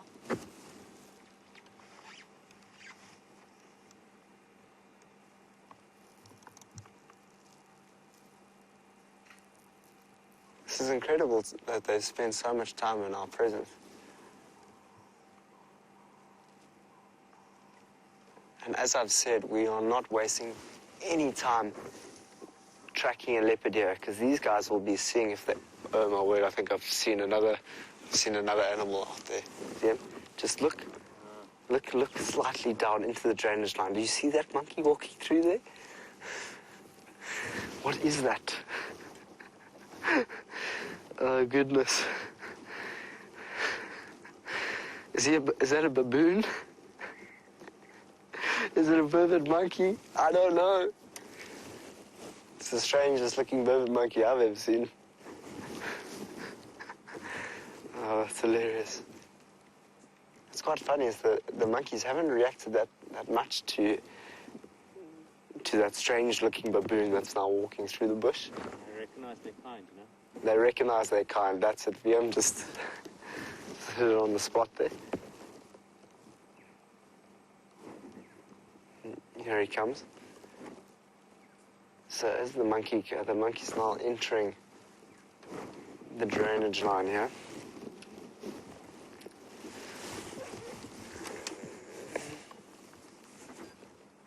How's it going, James? Yeah, I'm here. Have you found any tracks out there? No, I haven't. Did you see any earlier? No, nothing here. What species of monkey are you? Oh, I think I was going with Australopithecus africanus today. That was my general intention. Well, we've just got ancient hominid. Ancient hominid. Yes. Yes. We've just got a comment saying that you are not a baboon, you're a buffoon. A buffoon. Is that from the Final Control or from a viewer? I don't know if that's from Kirsten in Final Control. Yeah, that's probably exactly who it's from. We were looking for tracks. Obviously, the tracks went into that area this morning. Okay. Of Karula and her babies, but I have come up with nothing. So I think she doesn't want to be found. Mm-hmm. So we'll leave her for now and maybe come back in the morning. I hope to find her sort of lying on the sand here as we came through. That's what we were hoping. Yes. We're hoping maybe the monkeys would say, there's Karula. Yes, exactly. I was a bit disturbed when I saw the monkeys. I knew that the chances of seeing her were imminently reduced. All right, well, as you were, everybody. Good luck with Sam. Thank We'll you. see you a little bit later. Thanks, James. We'll see you a bit later. What routes are you looking to take? I thought I'd go back towards Treehouse. Treehouse. Where are you going to go? I'm going to continue past you, wherever the wind may take us. Right. Not the wind from Cape Town, the Savannah wind. So, there's Bryan. If you've ever wondered what Bryan looks like, there he is, sitting behind his camera, doing the job that he knows best. So we've seen all types of monkeys this afternoon. From vervet monkeys to buffoons. We'll see you lovely people later. Good luck out there. Bye-bye. Be bopsicle. Bye, dear. Bye, Sam. It's just 3 bops.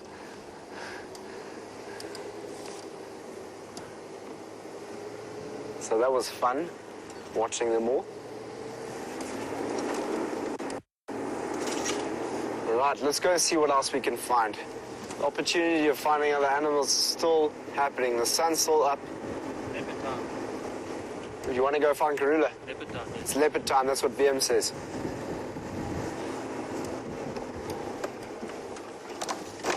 Ooh, there's water flying all over my car.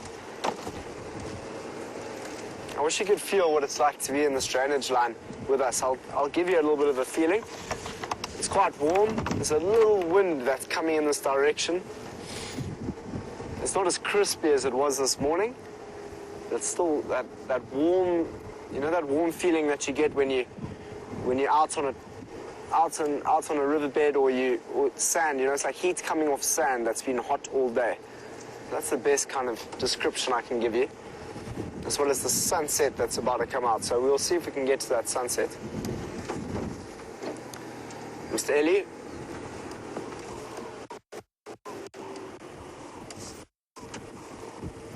How cool was that sighting, the Vervet monkeys? So let's go and see what the baboon James Henry is doing. I do apologize for sort of butting in on your sighting there. I was concentrating on watching the floor and didn't quite realize how far Sam had come up the drainage line, so I'm sorry for my buffoonerous behavior there. Anyway, once you're in it, once you're in these sorts of things, you just got to go with it, go with your instincts. That's what I did, scratching my underarms and my inner thigh. I found no tracks of Karula, like I said, so we'll go across just roundabout where Shadow was today. I don't know what, we may be lucky with her, but otherwise I'm sure we'll find something else that is interesting to look at. We're going up Twin Dams Road today. There was also tracks of Tingana going up here today. They disappeared off somewhere there. There's a diker running across the road, not followed by a leopard. See if we can see him. We seldom get good diker shots. That's because they're so good at diking, aren't they? They're very good at diking. Anyway, like I said to you this morning, I'm always a little nervous when there's so many tracks around because so often nothing turns up. And I know Brent Leo Smith will tell me I'm talking absolute nonsense here, but if I was to say to you that I feel we probably find as many leopards randomly on the road as we do actually tracking them, I think it's probably about a 50-50 split. We'd love to think that we are tracking them down quite often. Half the time, I think it's blind luck. Thankfully, we seem to have quite a lot of luck here, which is good.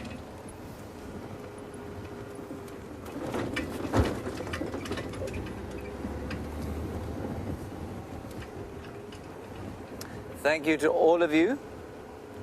Thank you to all of you for your very kind comments on my impression of the Vervet monkey. You said it was even better than the dust bath I once did. Well, I think that's very kind of you. I'm glad to have topped my hitherto best performance. You join the Royal Shakespeare Company and you have you're known by your performance of Hamlet or perhaps of Macbeth. Me, I'm known by my performance of the dust bath and the Vervet monkey. It is marvelous, isn't it, Bryan? It's very nice that each sort of performer has its own highlight.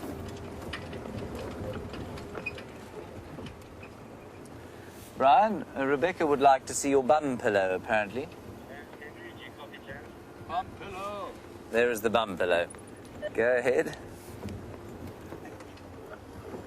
James, I'm not behind you. What is your thinking then? I'm going to do Ingwe Alley across to Philemon's Dip and then down to Treehouse Dam. I'm assuming Samuel is going towards the hyena den at this stage. Okay, copy. I'm sorry, birds. I really am sorry for the yellow-billed hornbill. I just frightened off the road. And what that yellow-billed hornbill was doing was eating the termites out of a piece of old buffalo dung.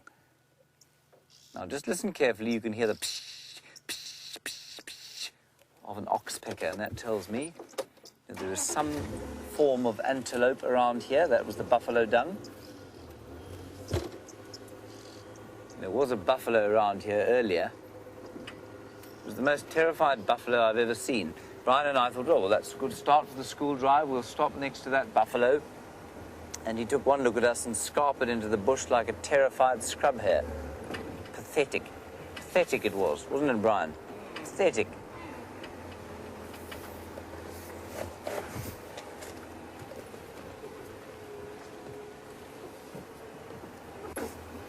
Leopard, a very good question from you. How did the buffalo get its name Daggaboy? Well, you've probably seen it spelt D-A-G-G-A, boy. And that, of course, will never lead you to the correct answer, Leopard. The word, you've seen them often lying in the mud. The Zulu word for the mud is umdaga.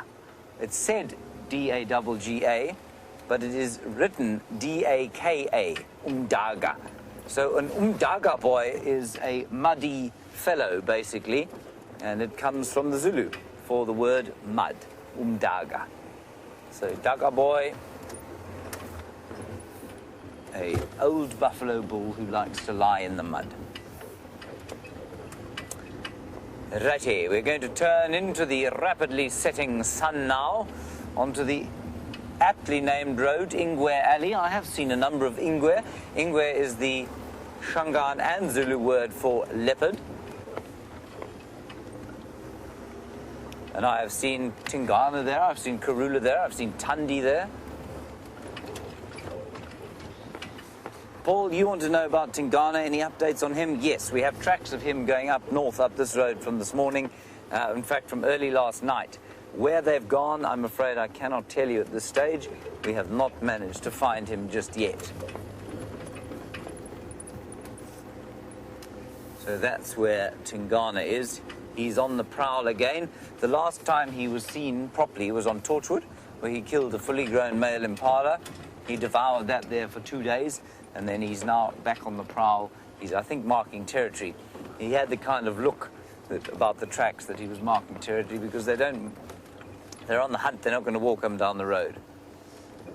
This is the word, at least this is the road, Ingwe Alley. An alley full of Ingwes would be marvellous at this stage. Not one elephant today out here, which is very odd. A couple on Buffels Hook, apparently. And I came up with my own explanation for why this is the case this morning. I thought I was very clever. And while I was waffling on about it, Shadow stepped into frame, and unfortunately, well, very fortunately for everybody, she upended my train of thought, and she was very entertaining for a little while. But I was just saying that I think the fact that the trees can communicate with each other, we know that many of the trees out here produce pheromones that will result in the other trees of the same species increasing their chemical defenses. The fact that that happens, I think, if there explains why, or perhaps explains why there are so many elephants in an area for a period, and then they all disappear. Now, would it not be possible, don't you think, that because they eat so much, that many, many trees would start to produce the pheromones and the chemical defenses, and so an entire area would become inundated with unpalatable trees and grasses and other plants, and that would cause the elephants to move off for a little while, and they'll, once all that's died down, they'll come back into an area. So I think that's what happens to them. Because it doesn't, I can't work out why their distribution is seemingly so inexplicable, why there are suddenly elephants here around every corner, and then, poof, they're gone. It's very seldom that there are one or two, and then nothing. It's almost all of them here, and then all of them gone. See the sun starting to set. I'm assuming, like I say, that Sam is going to the hyena den. He had a wonderful time with them this morning. And they do tend to disappear as soon as the sun goes down. They feed the kids, they put them to bed, and then they go foraging. And they seem to have stolen an impala yesterday evening from Salayeshe, not Salayeshe, talking rubbish, from Shiluva, the flower, up in north in Buffels Hook. Our little clan of hyenas, who provided us with so much joy. And if you do like the hyenas, I'm not sure if Sam told you, but there's a lovely Facebook page called the Hyenas of Juma and Arathusa, and you can go and have a look at that. It'll tell you all about the individuals in the Juma clan and the individuals in the Arathusa clan, which are many. No Ingwes on Ingwe Alley today, Bryan? No, I saw... You saw 4? No, I saw none. Oh, you saw none? Oh, good. Well, no, not good, but, you know, I'm glad you didn't see any and didn't tell me, you know what I mean? No, I Yeah. wouldn't keep them. No.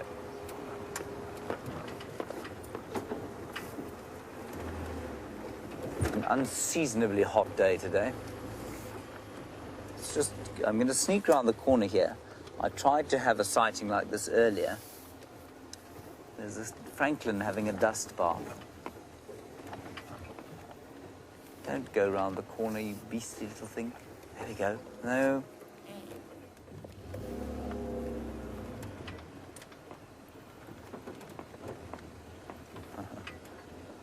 The crested francolin, who's now very confused because we're not driving around at great speed. Now just look at the special colours on this bird. Yeah, he's relaxed. Looks like he's now eating some grass seeds. That's exactly what he's doing. Isn't that cool? Look at the detail on the feathers.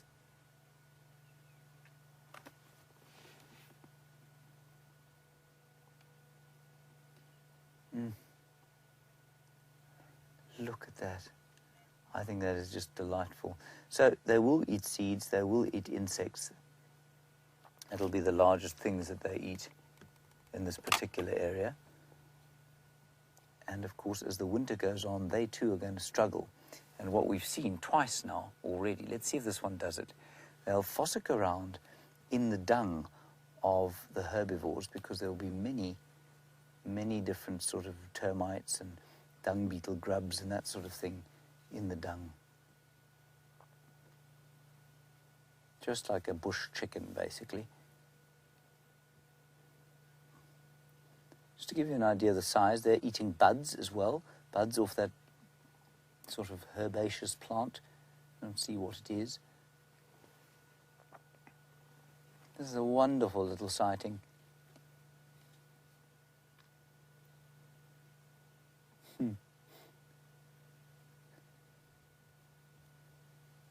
Now, it's about the size, that thing, of, I mean, I don't know what to liken it to, but about like a grass size. It's probably about 10 inches long from beak tip to tail tip. So not very large. And these are the second birds that you'll hear in the morning. The first ones you'll hear are the grey-headed sparrows, and then the crested francolin will start to call.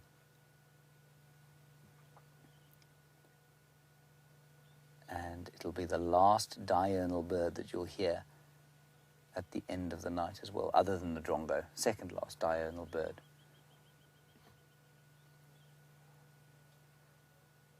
Just wonderful. That's an incredible shot.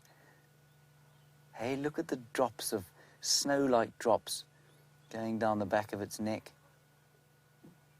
We never get to look at these birds like this, you know. They normally live in groups, which we call coveys. And covey, rather like the name game, which we use to describe the animals out here, is a hunting term for game birds. There, that's one of them calling. Not this one, obviously.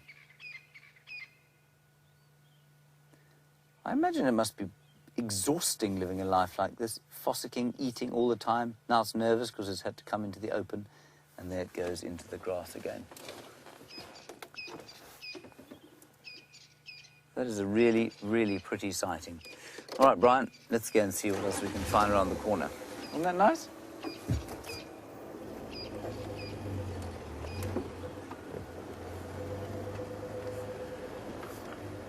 Book Diva, you want to know what sound an oxpecker makes? It goes like this. Psh, psh, psh, psh, psh, psh, psh, psh. Let me, I'll play it for you. What is going on here? Let's go up this way. And the O for oxpecker. Here you go, Book Diva. This is what they sound like.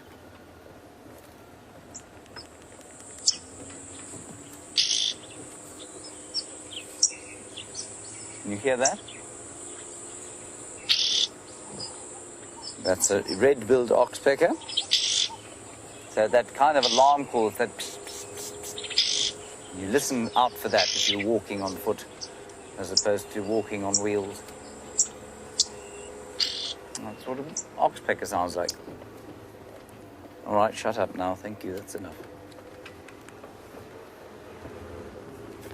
Alrighty, let's see what we can find down here.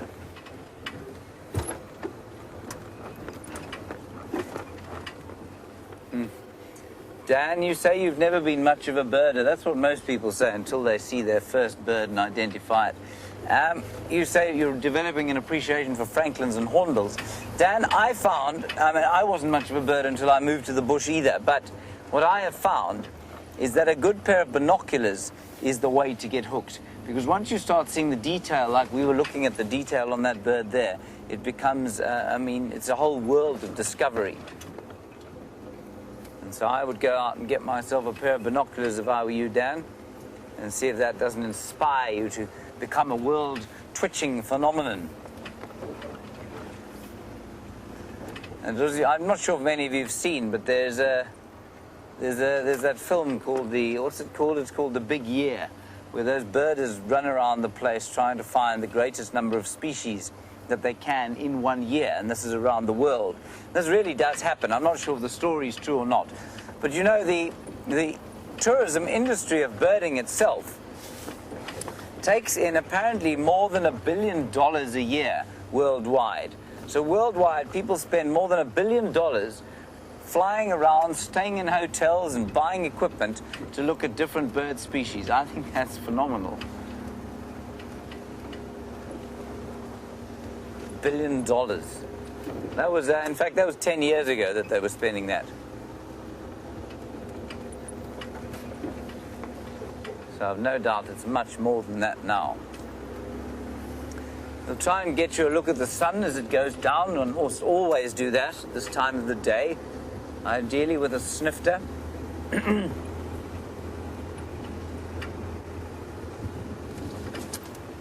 I don't see any sign of shadow. Do you see shadow anywhere, Bryan? No, alas, alas. I suspect quite strongly she's headed back to Arethusa to be with her babies. We will start viewing her babies now, everyone, so if we do find them, we will happily view them. They are, well, they're a day off being 2 months old. So they, much like Karula's cubs, are now in a viewable state because we know that they can climb trees at 2 months old. That said, we will still be very sensitive and we wouldn't view them without their mother there with them. That will only happen when they're about 5 months old or so.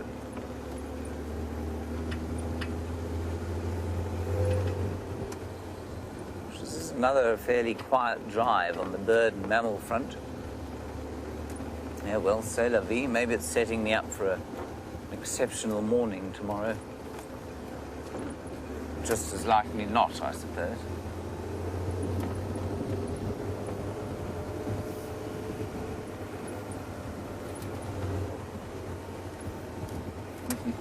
Thank you, X-Ranger, for your encouragement. You've said it's been a fantastic drive so far with the francolin and the monkeys. Thank you very much. I'd like to know if anybody out there has a particular enthusiasm for buffalo. You know, we see buffalo all the time, and they are, well, I mean, they're known as part of the horrendously named Big Five.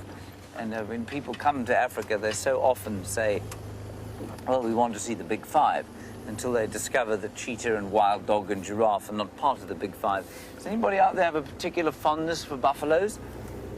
I quite like them, but I get the impression that they're not that popular on the game menu. You like buffalo, Bryan? Oh, I thoroughly enjoy it. You thoroughly enjoy them. Good for you. Yes. Right, we're going to go through the clearing over here and see if we can see the sun going down over the Drakensberg Mountains, and maybe Shadow will be basking in the sunset.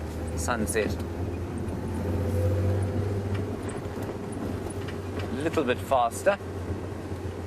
Keep the flies at bay. And the wires are left and right. Not much going on. Mrs. Harden, of course, in the children's class said, could we see some zebra and giraffe? And I would love desperately to have shown her some zebra and giraffe, indeed to have shown you some zebra and giraffe. But it's just not always possible. All right, here we go. I think we're going to have a good sunset here. That'll make up for it. Well, for me anyway.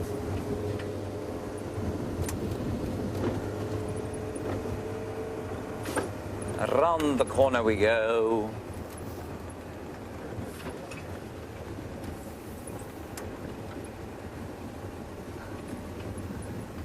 And Deborah, armchair traveller, you like the different buffalo hairdos? That's good. See if we can see any buffalo hairdos off to the right-hand side there. Or any shadows, indeed.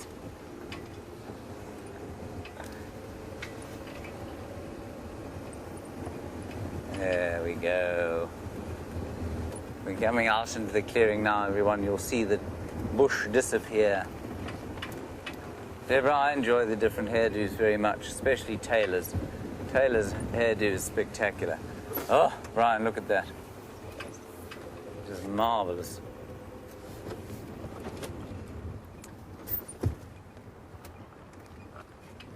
We'll just stop right here. I will take another world-class photograph with my phone.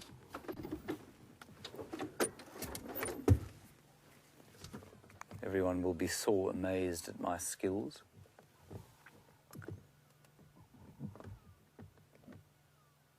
It's almost the same as Bryan's picture. There we go. Oh, that one was squaff. There we go. I can hear some elephants. Finally. Isn't that pretty, everyone? Now, we were asked about the northern Drakensberg today, and somebody said if we've asked if we'd seen snow. I've seen snow over there, basically where Bryan is showing the mountains. That was many years ago, and it's extremely unlikely, as I said. There is no local word for the word snow or ice, interestingly. So the word for snow in Shangaan is borrowed from the word, or the word for ice is borrowed from the Zulu word, which is Iqwa. Wonderful name, Iqwa. You hear whatever that is, Bryan, eating through there. And thank you to all of you for enjoying the sunset. I just think it's an important thing to look at every day if you can. Can't have too many of them. I shall show you my remarkable photograph. You'll be so amazed.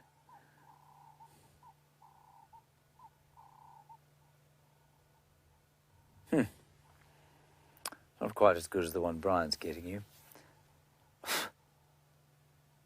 Sorry, that is the flies attacking me yet again. Not sure why I attract their attention so much. I've just noticed my photograph is blurred. Let's carry on.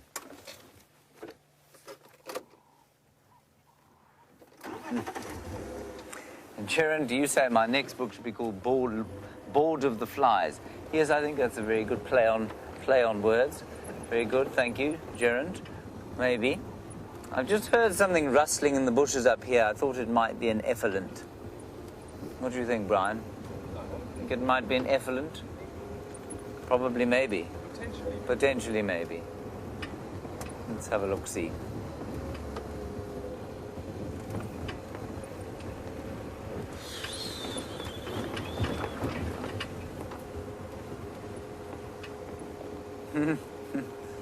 Maria, you would like to look at the stars again tonight? Yes. Oh, that's what it was. Was this idiot rubbing his horns on this bush? Go on, do it again then. And I say idiot because so many of them are being eaten right now. All they can think about is fighting with each other, rubbing their horns against bushes to show how tough they are, and they forget completely to look out for the things that want to eat them. Maria, we can absolutely look at some stars tonight. You say it was actually quite cool. You seem to be quite surprised that it was quite cool, Maria. It is amazing what this camera is able to do.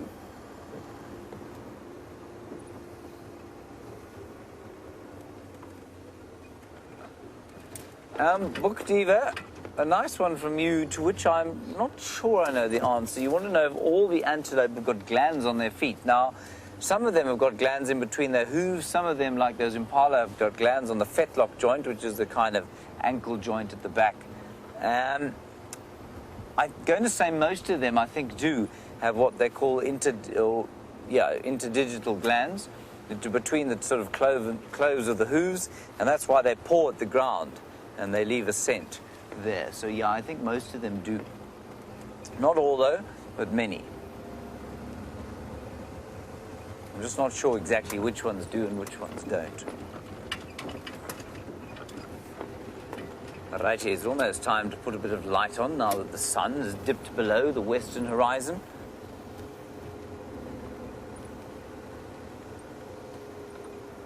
Right, Sam has just arrived at the den of scavenging hyenas. Let's head across there.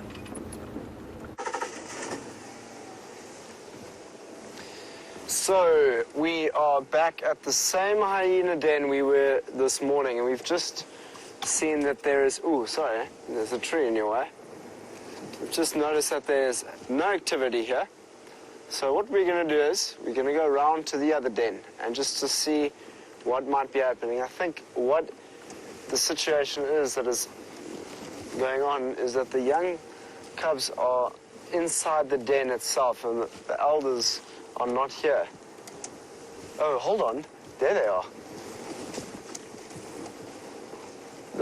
The elders are here. There they are.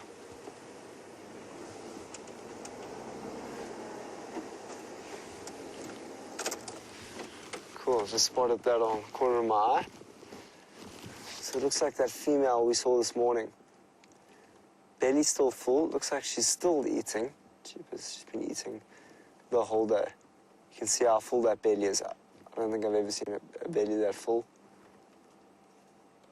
She didn't share any of her kill with the youngsters today. And I had a chat with James about it earlier. And they're not at the age yet, the cubs, to actually eat part of the carcass. They're only at around 6 months will they start eating their carcass. So it's soon. In the next 2 to 3 months, we'll start seeing the young ones really eating. This one still does look like a youngster, eh?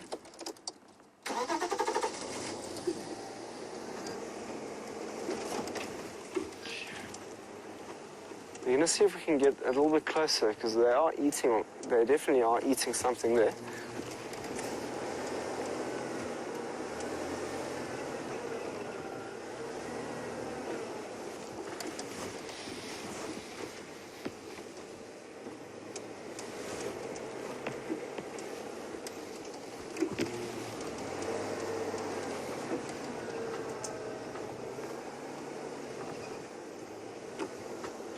Just ahead of us.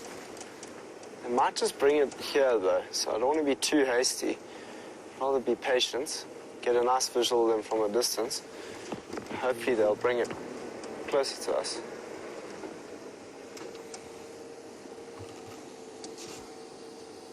They're definitely feeding on something.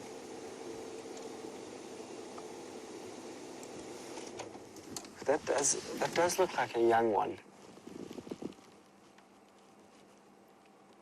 It's much smaller than the female, as you can see, and it is feeding.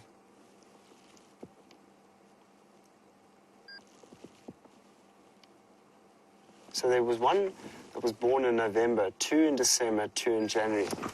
So the one born in November, so it's November, December, January, February, March, April, May. So that's just over 6 months. So the one born in November will start to feed soon. And I'm just curious to know, is this one potentially the older cub? I mean, it is quite big. What do you think, Wium? It's the previous litter. So Wium thinks the previous litter, because I don't. It's quite a large. So this is from the previous litter. But you could see that this one here is quite a one behind this one, at least. That's the huge female. It's quite a lot smaller than the other one. I'd love to know what they've... So, possibly that hyena's name is Madam. So I don't think I've met Madam. Good afternoon, Madam. Nice to meet your acquaintance. What are you eating over there? Because quite clearly being able to eat with a big female.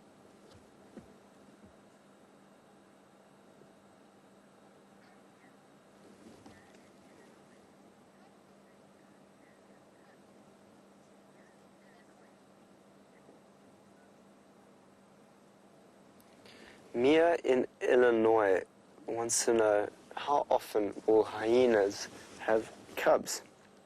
That's a very good question, Mia. So, with hyenas and monkeys, they will look after and rear their cubs past their weaning period, which can be over a year. So sometimes they can spend over a year with the female. So sometimes they won't have another litter until that litter is grown to a position where it is independent on its own. And as soon as the female becomes a little bit more independent from those youngsters, it will go back into estrus and have the ability to mate. So it's all very dependent on how things are working within the clan itself. But it's a good question, Mia. I'm definitely not positive on what the exact dates are of when it can actually do that. So, but now we can really see what is in the mouth there. What do you think that is? I can just see it from here. It looks like... What is that? So it could be walking around. It's now behind the thicket here. What do you think that was, Vian? Oh, she's at the den. I thought she was going around the thicket. I was too busy looking at the screen to figure out what she was holding in her mouth. This could be interesting to watch. All the cubs are out now. It looks like they want to feed. Jeepers, we've had an exciting day with the hyenas today. There go the cubs. They're looking like they want something to eat. Is she going to let them feed? I doubt it. But it would be interesting to see how she behaves around them. Just going to get into a position where we can view them. Don't want to scare them too much.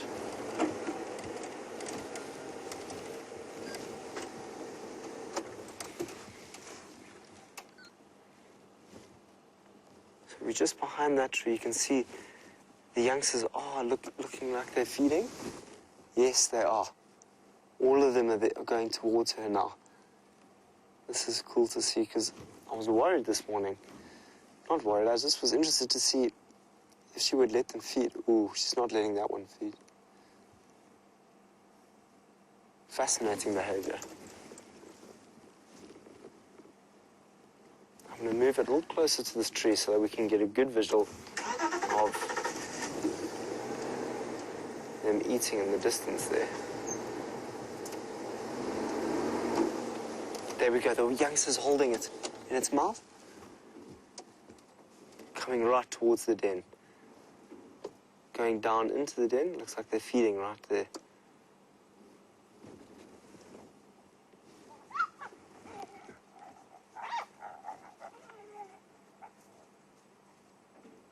So a little bit of aggression towards one another as they're trying to feed.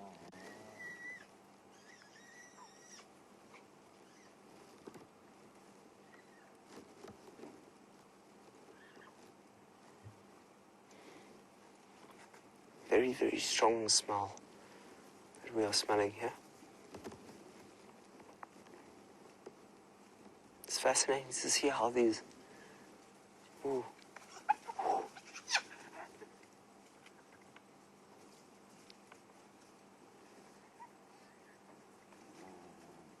A brutal attack on one another.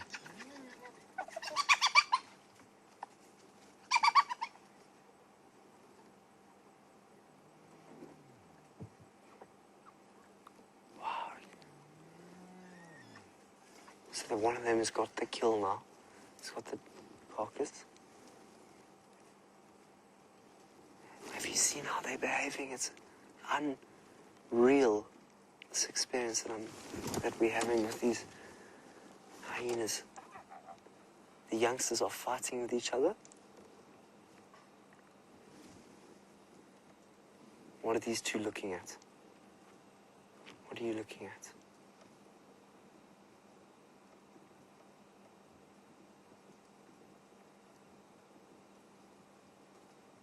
The aggression that they had against each other was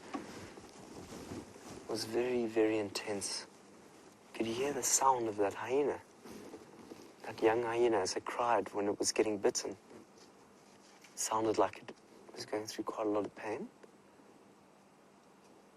There you could quite clearly see again that belly of the female. But look, the mother's now going in the direction where these cubs were looking. I wonder where they're going. Potentially the rest of the kills there that they've brought back.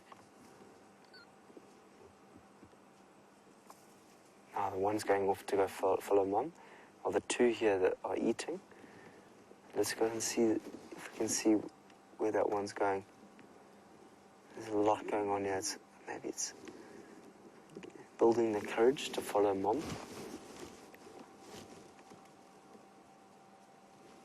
So it's exited now. There's something down there. But let's go back to this. Look, they're going again. They're fighting over the kill.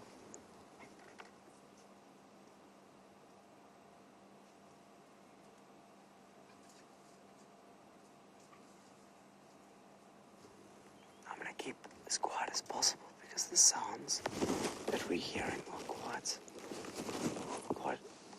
loud, like a really interesting squeal.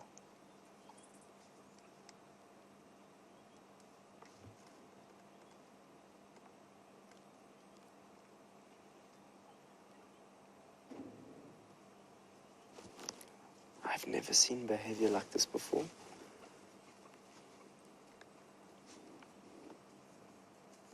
There we go. We can now see two of them feeding on whatever that is. Let's try and work out what that is. Backbone. It's the backbone, Wium thinks. The backbone of whatever animal it was. That looks like a delicious meal for them.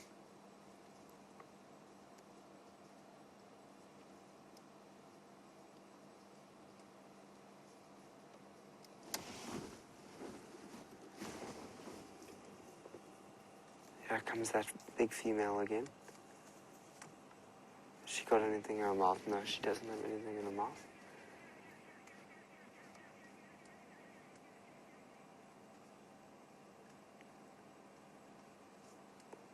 One thing that I am enjoying to watch a lot is the interaction between each of these cubs with the mother.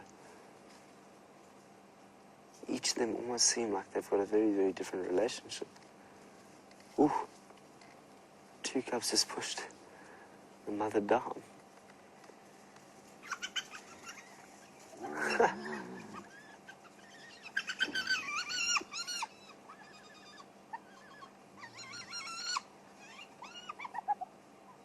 Listen to that sound, the iconic sound of the hyena. How funny was it watching that mom being pushed down there? She's so heavy, I reckon, that's why.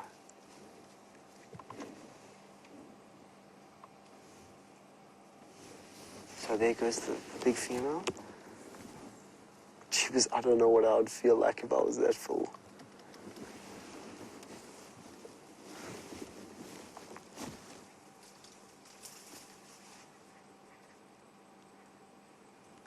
This den is very active this evening.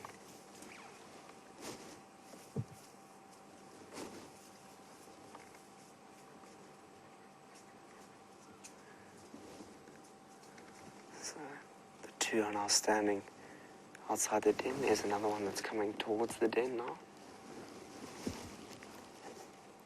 Let's watch how this hyena that's coming towards the den interacts with these two cubs. I don't think he's coming. Is he just... There he comes. He's got something in his mouth.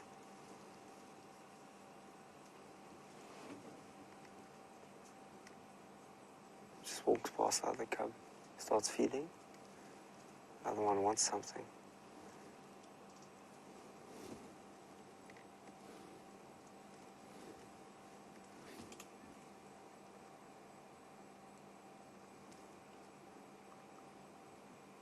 That was a very, very high-pitched squeal that we heard just now from one of those hyenas.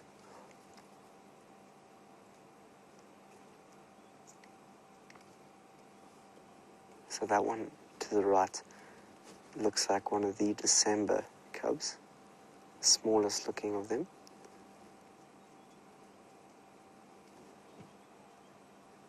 I wonder where's Madam got to? So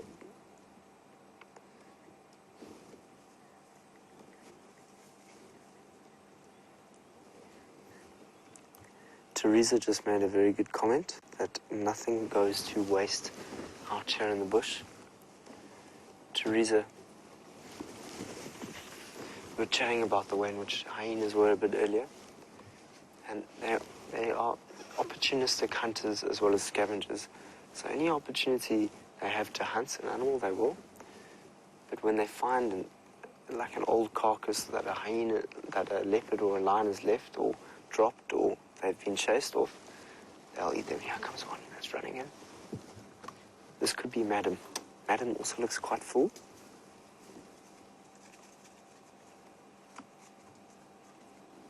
What's Madam doing?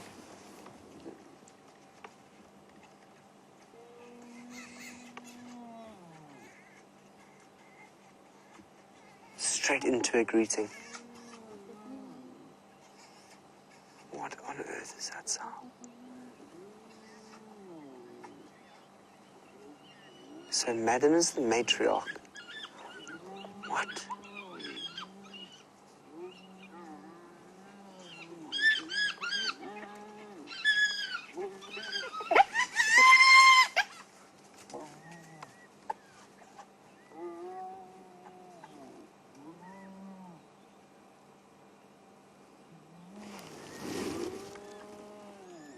What is that sound? What is going on?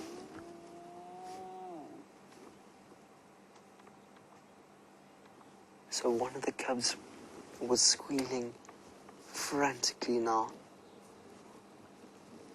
So I'll say it again, Madam is the matriarch of this clan.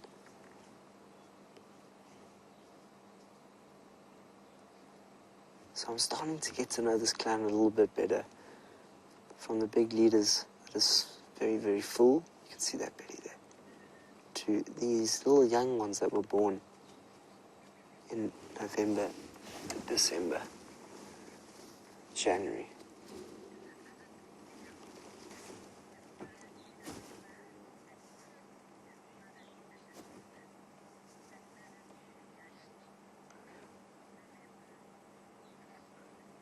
Twitty, November, Corky, December, and Madam.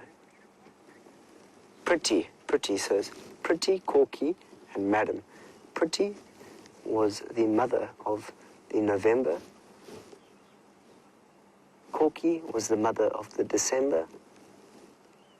And Madam was the mother of the January cubs. This is the second time we've been at the den today, and it's been highly active.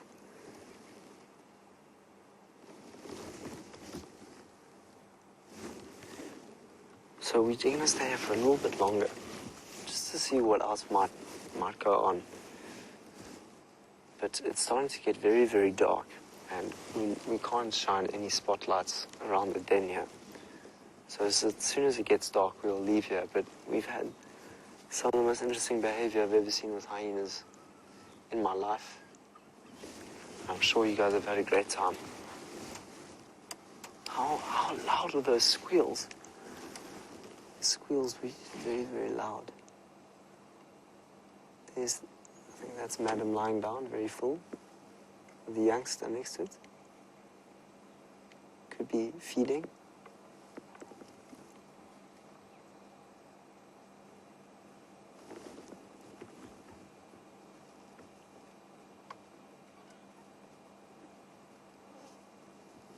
I think there's still a number of them that have gone down into that hole since that last hyena came here. So that hyena came here, caused a whole bunch of havoc, and 2 or 3 of them were chased down one of these holes,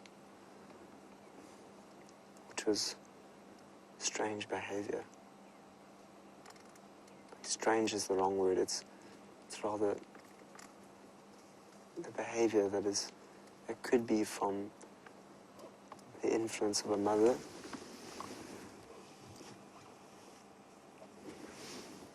Alright, so we're going to leave the hyenas here. The dark is getting the light is getting very dark, and we're going to head off and see what other night critters we might be able to find. So from monkeys to hyenas, we'll see you a bit later.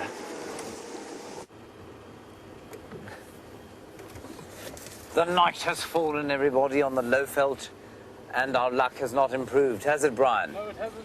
Bryan, do you think that the universe is spitting upon us? Yes. Yes, me too.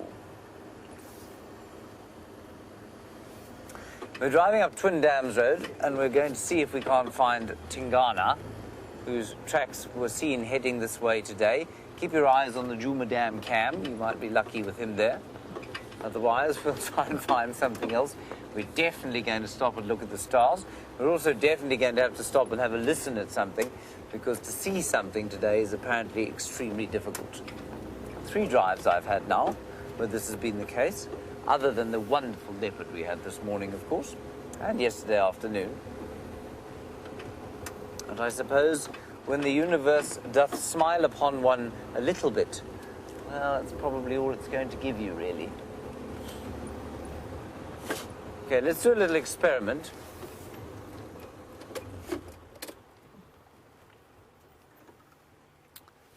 What we're going to do is just stop here, and Angela, I will answer your question in Boston. Very nice to hear from you, all the way from Boston. I want to know when we last saw the Nkuhuma Pride. I don't know when I last saw them, but they're on Buffelshoek now, so they're there. They're not far from here.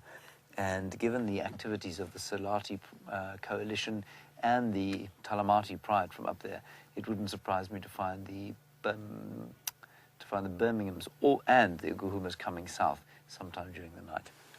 All right, we're kind of on a ridge crest here. What I would like you to do, I'm going to be quiet for 20 seconds. Just listen here, and then we're going to go down into the depression, and you can listen there as well.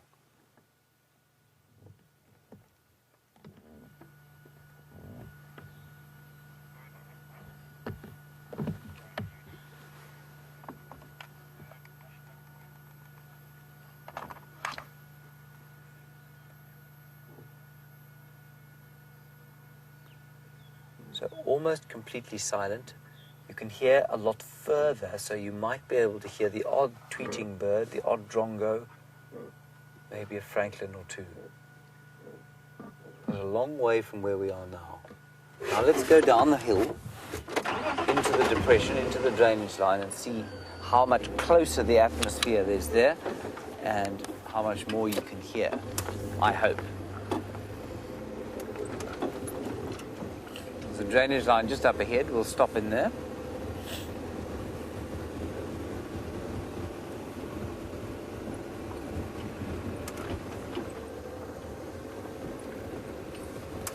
Right, let's roll down here.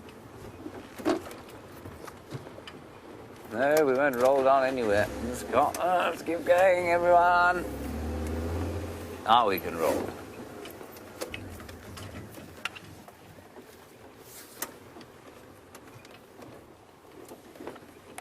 All right, we're going to stop down here now. And then I'm going to be quiet for another 20 seconds. Turn the lights off. See how much darker it is here. Obviously, we can't see the sun or the embers of the day.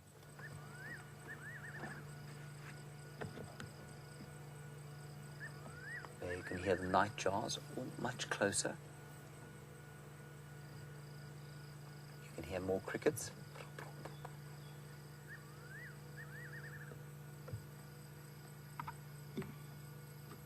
francolin calling as it climbs into a tree for the night.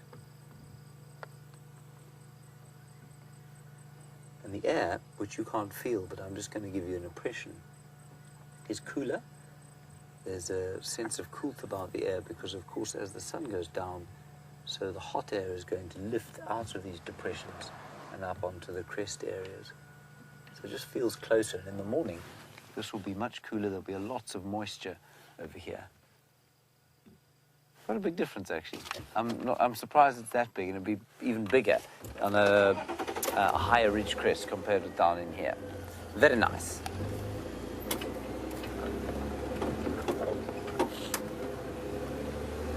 Let's go up towards quarantine now.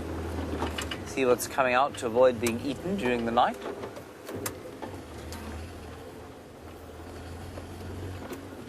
I do hope that those inkahumas do come down here at some stage. We've been hearing them calling at night, and the Birminghams also, but always at such a distance. No word of the dogs since they left us 2 mornings ago and went into the Manuleti. So I don't know where they are.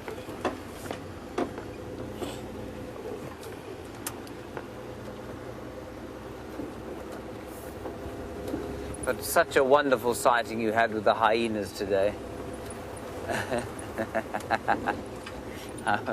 I was waiting for this to be suggested. A number of you are wondering why I don't have a wooden animal and suggesting I get one for my dashboard for good luck. I think I probably will have to at this rate. Bryan, do you think that would help? Possibly. Possibly not. Anything will help at this stage. Yes, I agree. I think we've seen 2 impala and 1 duiker this afternoon. Oh, and 1 or 2 buffalo, of course. Nobody sent through any love for the buffalo on the end of my question. I thought there was going to be an outpouring of love and affection for the old Duggar boys, but no, nothing.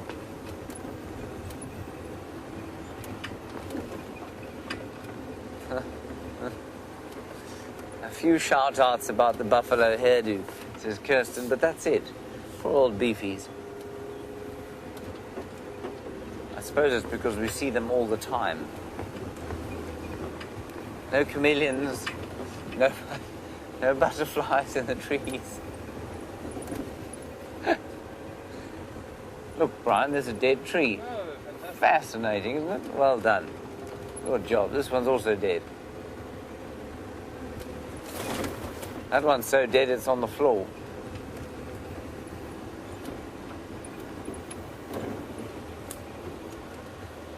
Oh, listen, Bryan. Good grief. Stop press, everyone.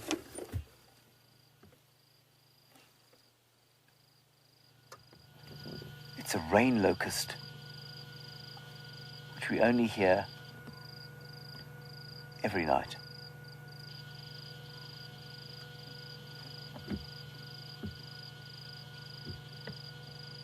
I can also hear a Scops owl way in the distance.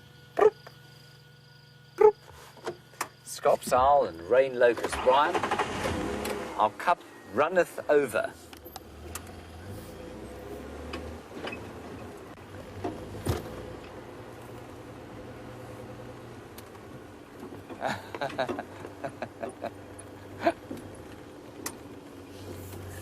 We have a comment from Pinchy Wyner here who says that he doesn't like the Duggar boys because they destroyed his home.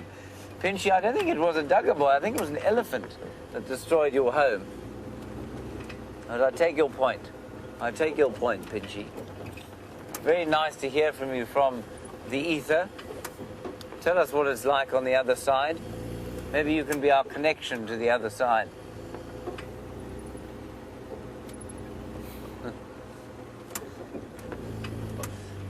Bryan, I'm tempted to ask you about the question that James Bear asked me last night about UFOs.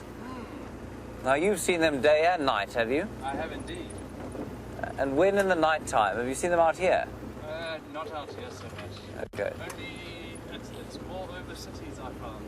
Right. To see them. Now, I must just reiterate at this point that Bryan is not talking about aliens, are you, Bryan? No. In the literal sense, I've seen things flying around up there that I don't know what they are. So an unidentified flying object. Told you, James. I knew that Bryan wouldn't let us down. I got footage of it, didn't Yes, you did. Amazing. Right, and now it's getting stuffy and hot again as we go up towards the top of the crest. There's all that hot air from this very dry, dusty day is now starting to come up onto quarantine clearings, where we will have a look at the stars.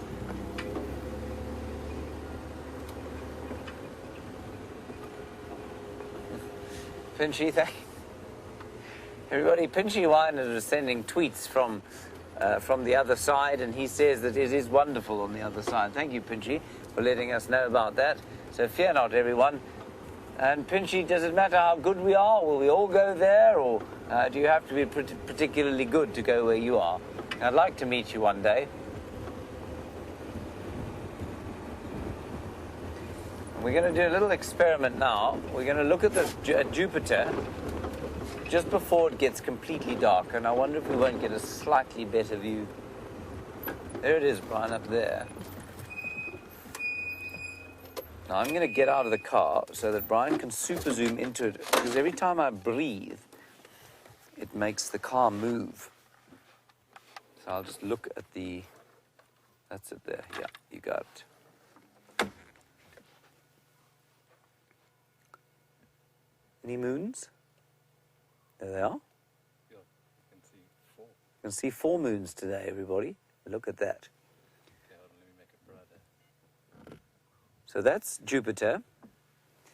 And like I said, I've got out of the car because this, once you've super zoomed all the way in here, even the slightest, wow.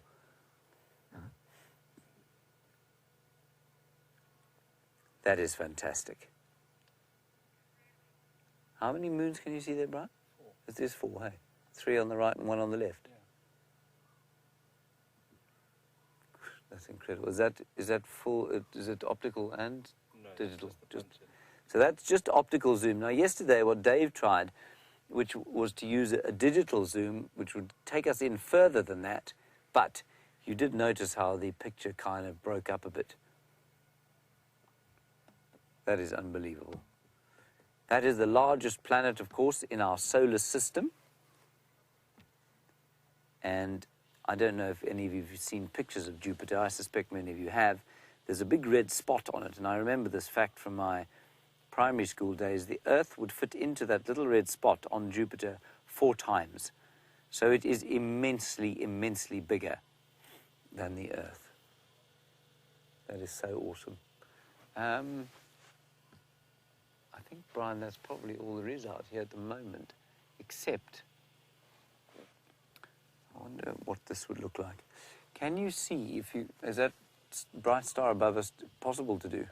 Or shall I move the car? We're going to have a look at Sirius, everyone.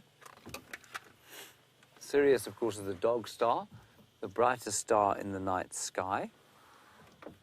Bryan's just going around to see if he can get up there. It's not easy to see it with your eye and then actually get the lens to face in the same place. Are you catching this? So what should we do? Other angle? Okay. We'll just move back a little bit to see if we can't get a view of Sirius. I can't wait till some of the other planets come into view. Should I change the angle slightly? Will that help? Or the other way? That's going to make it worse.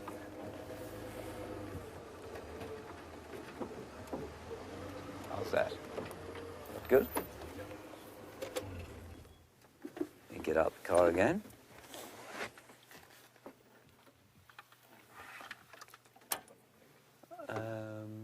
No, I think it's up. Yeah, it looks like you've aimed at the right thing. Let's bang in on there.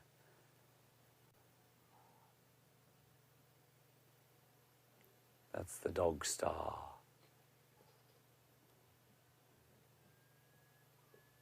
And there, a pearl-spotted owl calling. Now the dog star is the brightest star in the night sky, not only because it's close-ish to us, but because it is so very massive. And we talked yesterday about red giants and the stars that will eventually, that's amazing, the stars that will eventually form black holes from red giants, and that will be one of them. In millions of years from now, that star there will glow red, like Betelgeuse glows, and then it will die, and it will probably become a black hole. And if you're interested in the physics of that, let me know, and I'll try and explain it to you in simple terms. Can you hear that, Bryan? I did. Sounds like there's some impala alarm calling. Before we carry on our star talk, let's go across and see if we can't see what those impala alarm calling sounds like.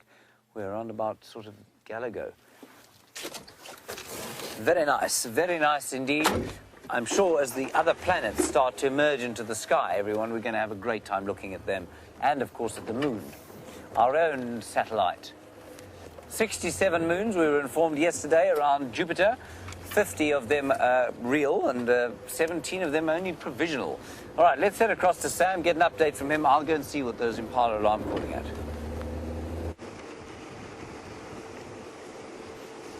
So I'm told that you've just spent some time with Jupiter and the many planets or stars that are around it. That's very, very cool. We, on the other hand, are looking for a leopard. We've got 30 minutes to find you a leopard, me and Wium. Oh, that's a lie, it's not 35, we've only got 23. We can do it. We can do it.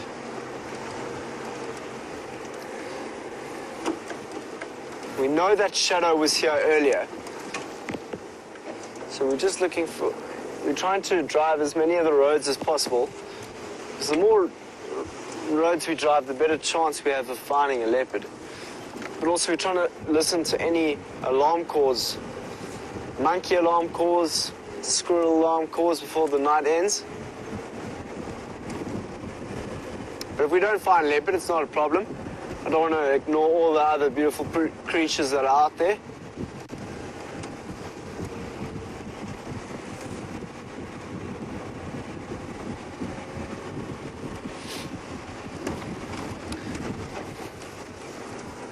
Darlene, I also hope we see Shadow. Not only because I heard that she is a beautiful leopard with, as you say, a really nice face, but I've never seen her before. The two female leopards I've seen, Karula and Inkanyeni. And Inkanyeni is by far my favorite leopard I've seen so far, just because of its just... She was so beautiful. So utterly beautiful. But I haven't seen a cheetah since I've been here. I know this is not the habitat where you find a cheetah, and cheetahs are generally diurnal animals. So to see a cheetah would be very difficult. So hopefully let's save that for tomorrow. We'll be out nice and early. I'll be on Rusty, so I'll be able to go to Cheetah Plains, see if we can find ourselves a cheetah or an ostrich.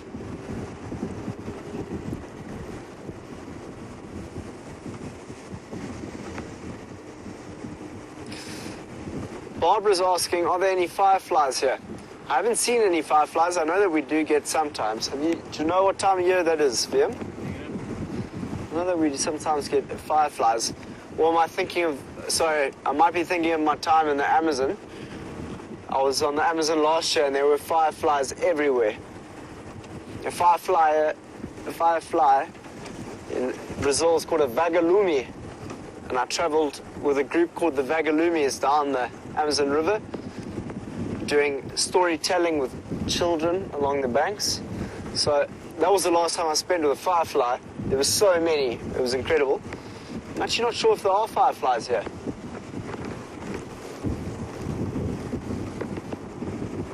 I'd go to sleep on my hammock on the Amazon with fireflies flying everywhere.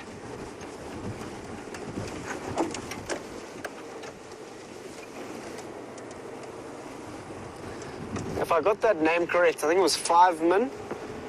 5 5min is asking, what is my favorite 5min? All right. You're asking, what is my favorite nocturnal animal to see?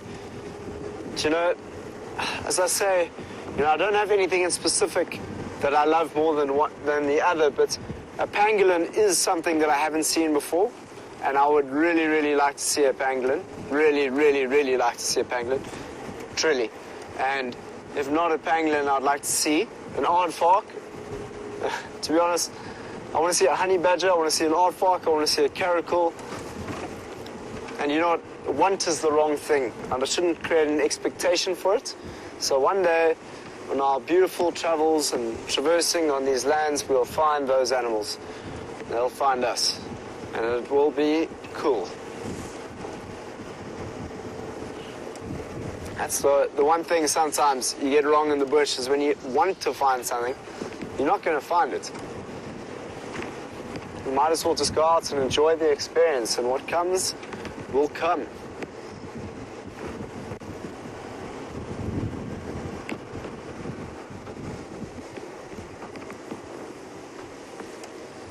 I wouldn't mind finding another flap-neck chameleon.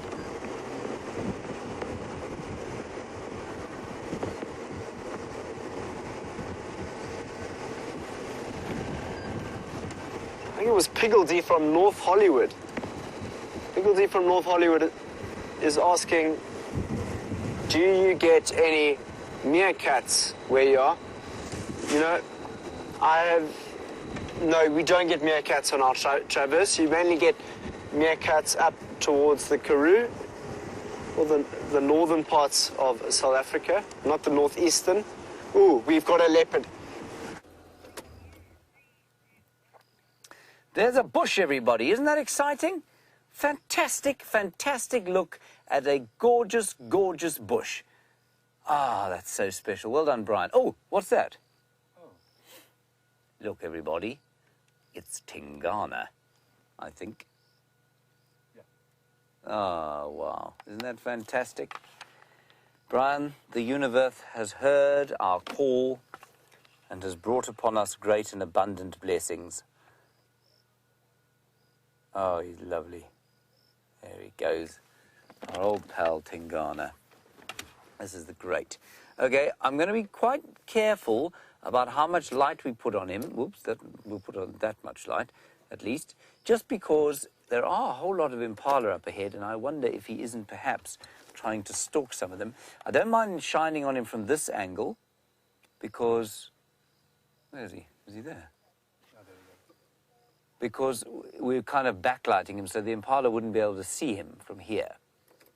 But if we do suddenly turn the lights off, that'll be why. We're just going to keep our distance. Oh, wonderful this is. I'm just going to call it in on the radio, everyone.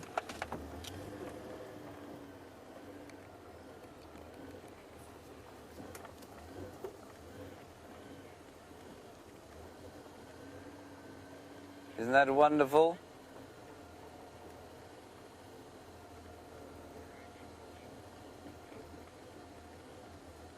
He's definitely using that.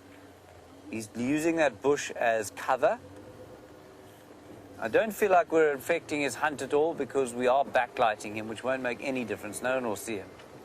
Station is located. Male leopard mobile in a easterly direction across quarantine clearings. Animal is on the hunt.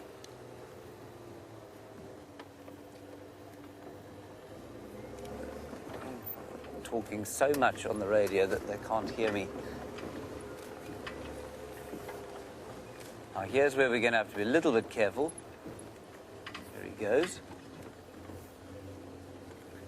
Stations located. Male leopard mobile east across quarantine clearings.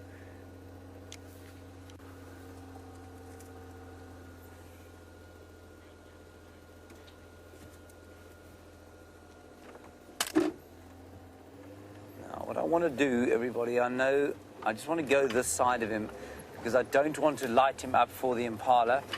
If we go this side of him, we will backlight him and they won't be able to tell the difference. We'll just see the car.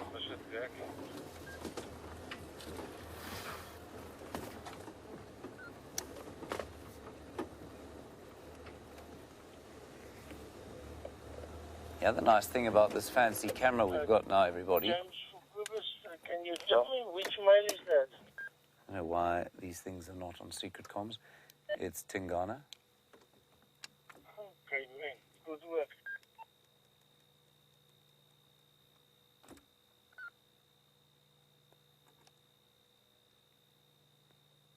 What a stroke of luck. You know, I saw the light from an eye shining across the way, and we were driving along. I said, Bryan, what do you think it is? He said he thought it was a leopard. I said I thought it was a duiker. Well, Bryan, well done. So what I was saying about this camera is that on the others, it's very difficult for us to drive along with sort of zoomed in at all. On this one, though, it's kind of got a fancy stabilizer, so we can drive and watch him at the same time, sort of, without you getting too seasick. Just a mild nausea, perhaps.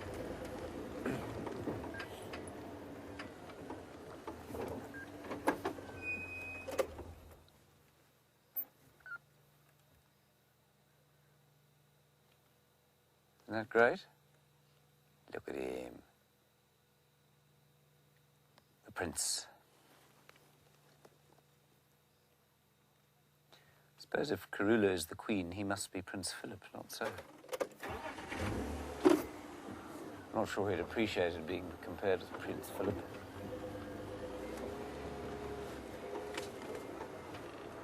So he's gone to ground now, having a little bit of a groom.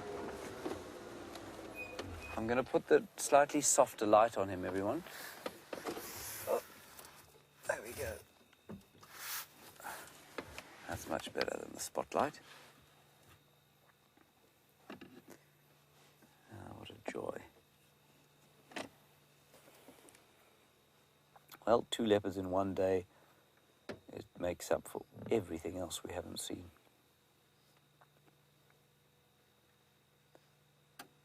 One, 2, 3, 4. And Pamela, you say this is why you are late to work every day. Pamela, I'm sorry about that. I really am. I'm sorry you're late to work. But what can we do? Here's Tingana. Look how perfectly hidden he is there in amongst the silver cluster leaf. Those saplings are hiding him. Now, his view, of course, of the clearings in front of us will be profoundly better than ours.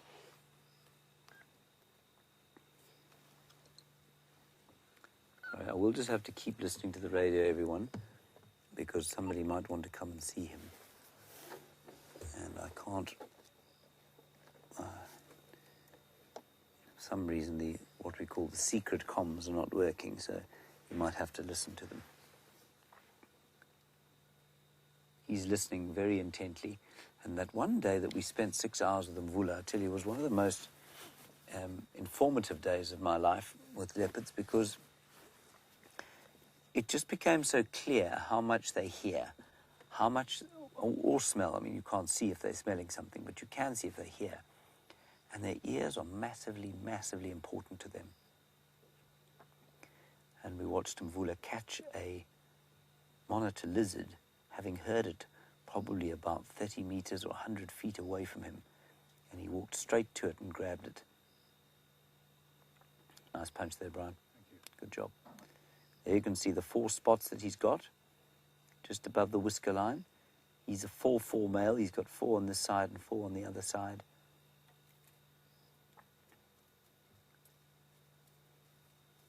And you might be interested, but that silvery grass in front of him is called the sawtooth lovegrass, which bears no relevance to the sighting whatsoever. I just saw it there, so I thought I'd better tell you. I'm going to sneak a little bit forward so we can get a better look at the front of his schnoz.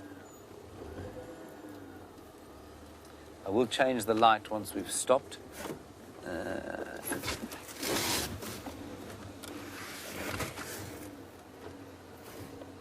Say when, Bryan. I'm going to stop here because, oh, I can see some wildebeest in front of us. He can also see them. He might think about one of the little ones, but I don't think so.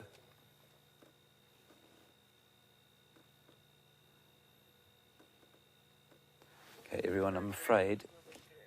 I'm just going to look where the wildebeest are looking. If they're looking anywhere near this way, I'm afraid I'm going to have to cut the lights.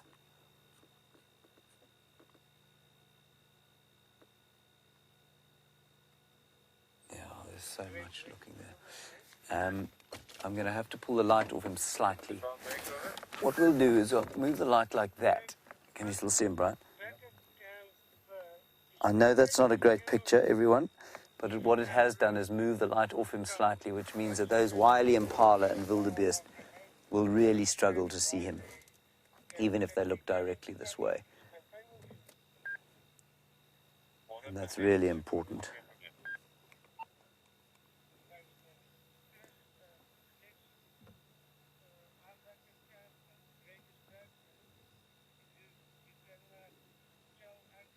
And here's a very, very still night. And there's no moon, so it's a good night for hunting for him. And we saw those males impala. We saw those male impala fighting a little bit earlier around here. That's what we thought the initial alarm calling was. And so he'll have a good chance of killing something here. Sandy, you wondering if he's a normal-sized male lion? Yeah, he is. Not male lion, male leopard. He looks quite big. He's a big-ish male. He's pretty much average size for this area, though. He's probably 75 to 80 kilograms, which is about 180 pounds.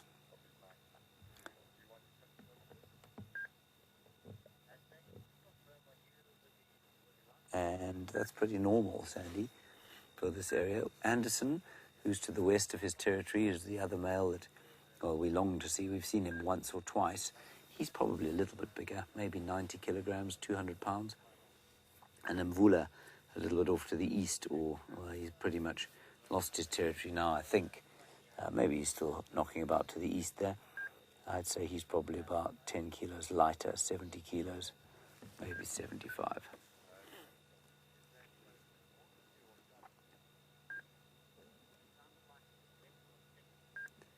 And he's just lying here surveying his domain. So I was saying, there's no wind at all, so that's not ideal for hunting. But there is no moon, and when these lights go down, it will be perfect hunting conditions for him.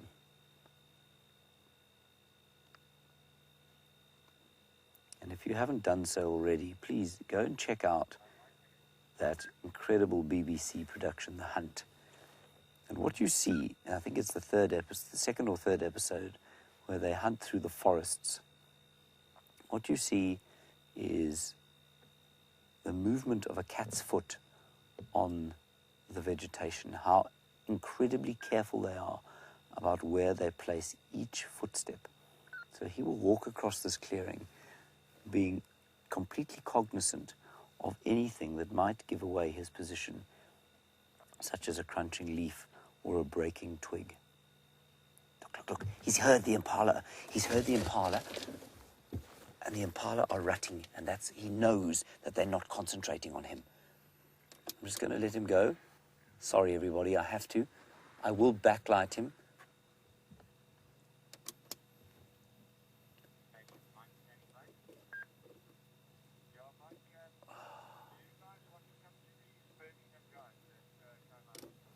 Sorry, everybody. That's just the way it goes, I'm afraid. We're just there. You can just maybe make out his shape. There we go. We're going to follow him. As soon as he heard the clashing of impala's horns, he knew that they weren't thinking about him, that they weren't thinking about anything other than each other. Okay, we'll stop here, I'm afraid.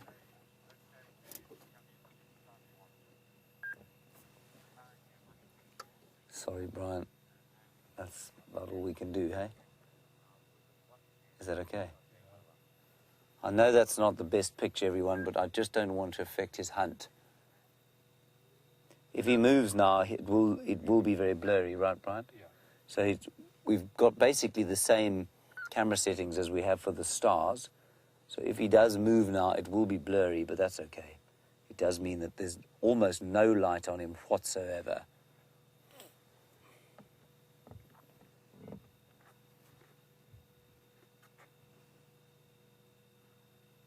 Isn't that amazing how he heard that of the impala's horns smashing together, and he thought, nah, I know what you guys are thinking about, and it ain't me.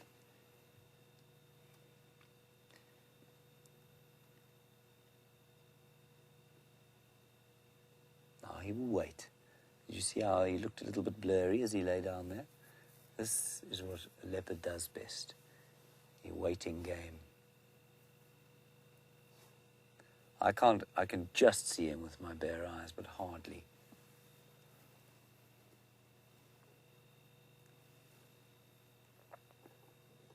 All around us, the crickets are singing, the night is still, and for the prey items on this clearing, the wildebeest and the impala, perhaps the old zebra, they have no idea what's lying here in amongst the silver cluster leaf saplings.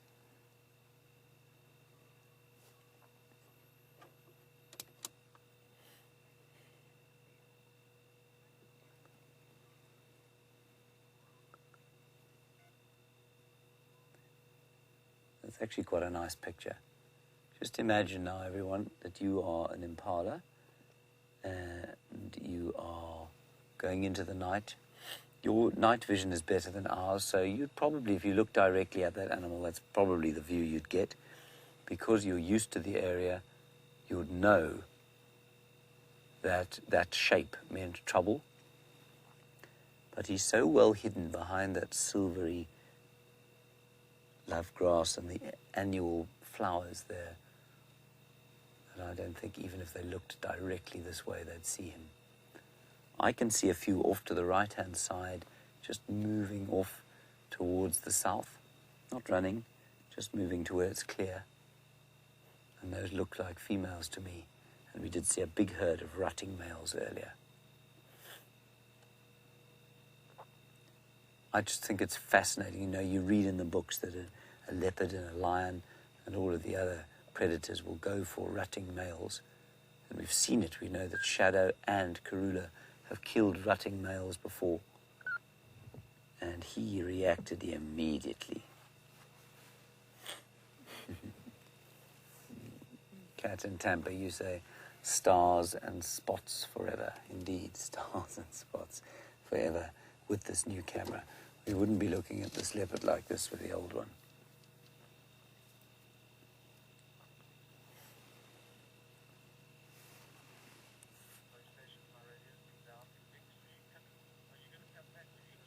We'll just sit here. We're not going to move unless he moves.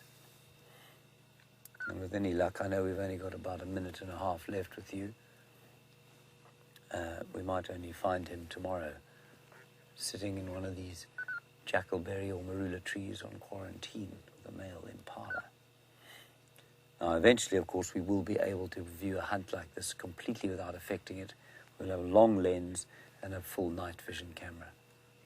But at that stage, we're not quite there. We could use infrared. It just looks so horrible, though. You can't see the magnificent colours.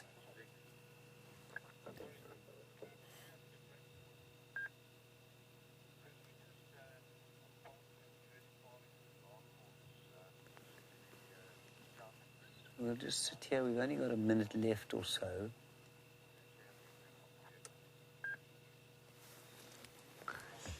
So while Tingana sits there and hunts into the night, I'm going to say goodbye to you. Big thank you to all of you for joining us on what was quite another quiet drive. Thank you for talking to us. Wonderful that Sam had so much great stuff today. I think it's been a real confidence booster for him, so thanks for that. Big thank you to Bryan. Thank you. Well done, Bryan. Big thank you to Sam, of course, who's not going to close because we've been looking at Tingana. And, of course, he was being filmed by Wium. Thanks to Kirsten and Louise in the final control. We will see you all tomorrow as the dawn breaks in Africa here at 6 o'clock. Until then, keep safe and happy. Bye-bye.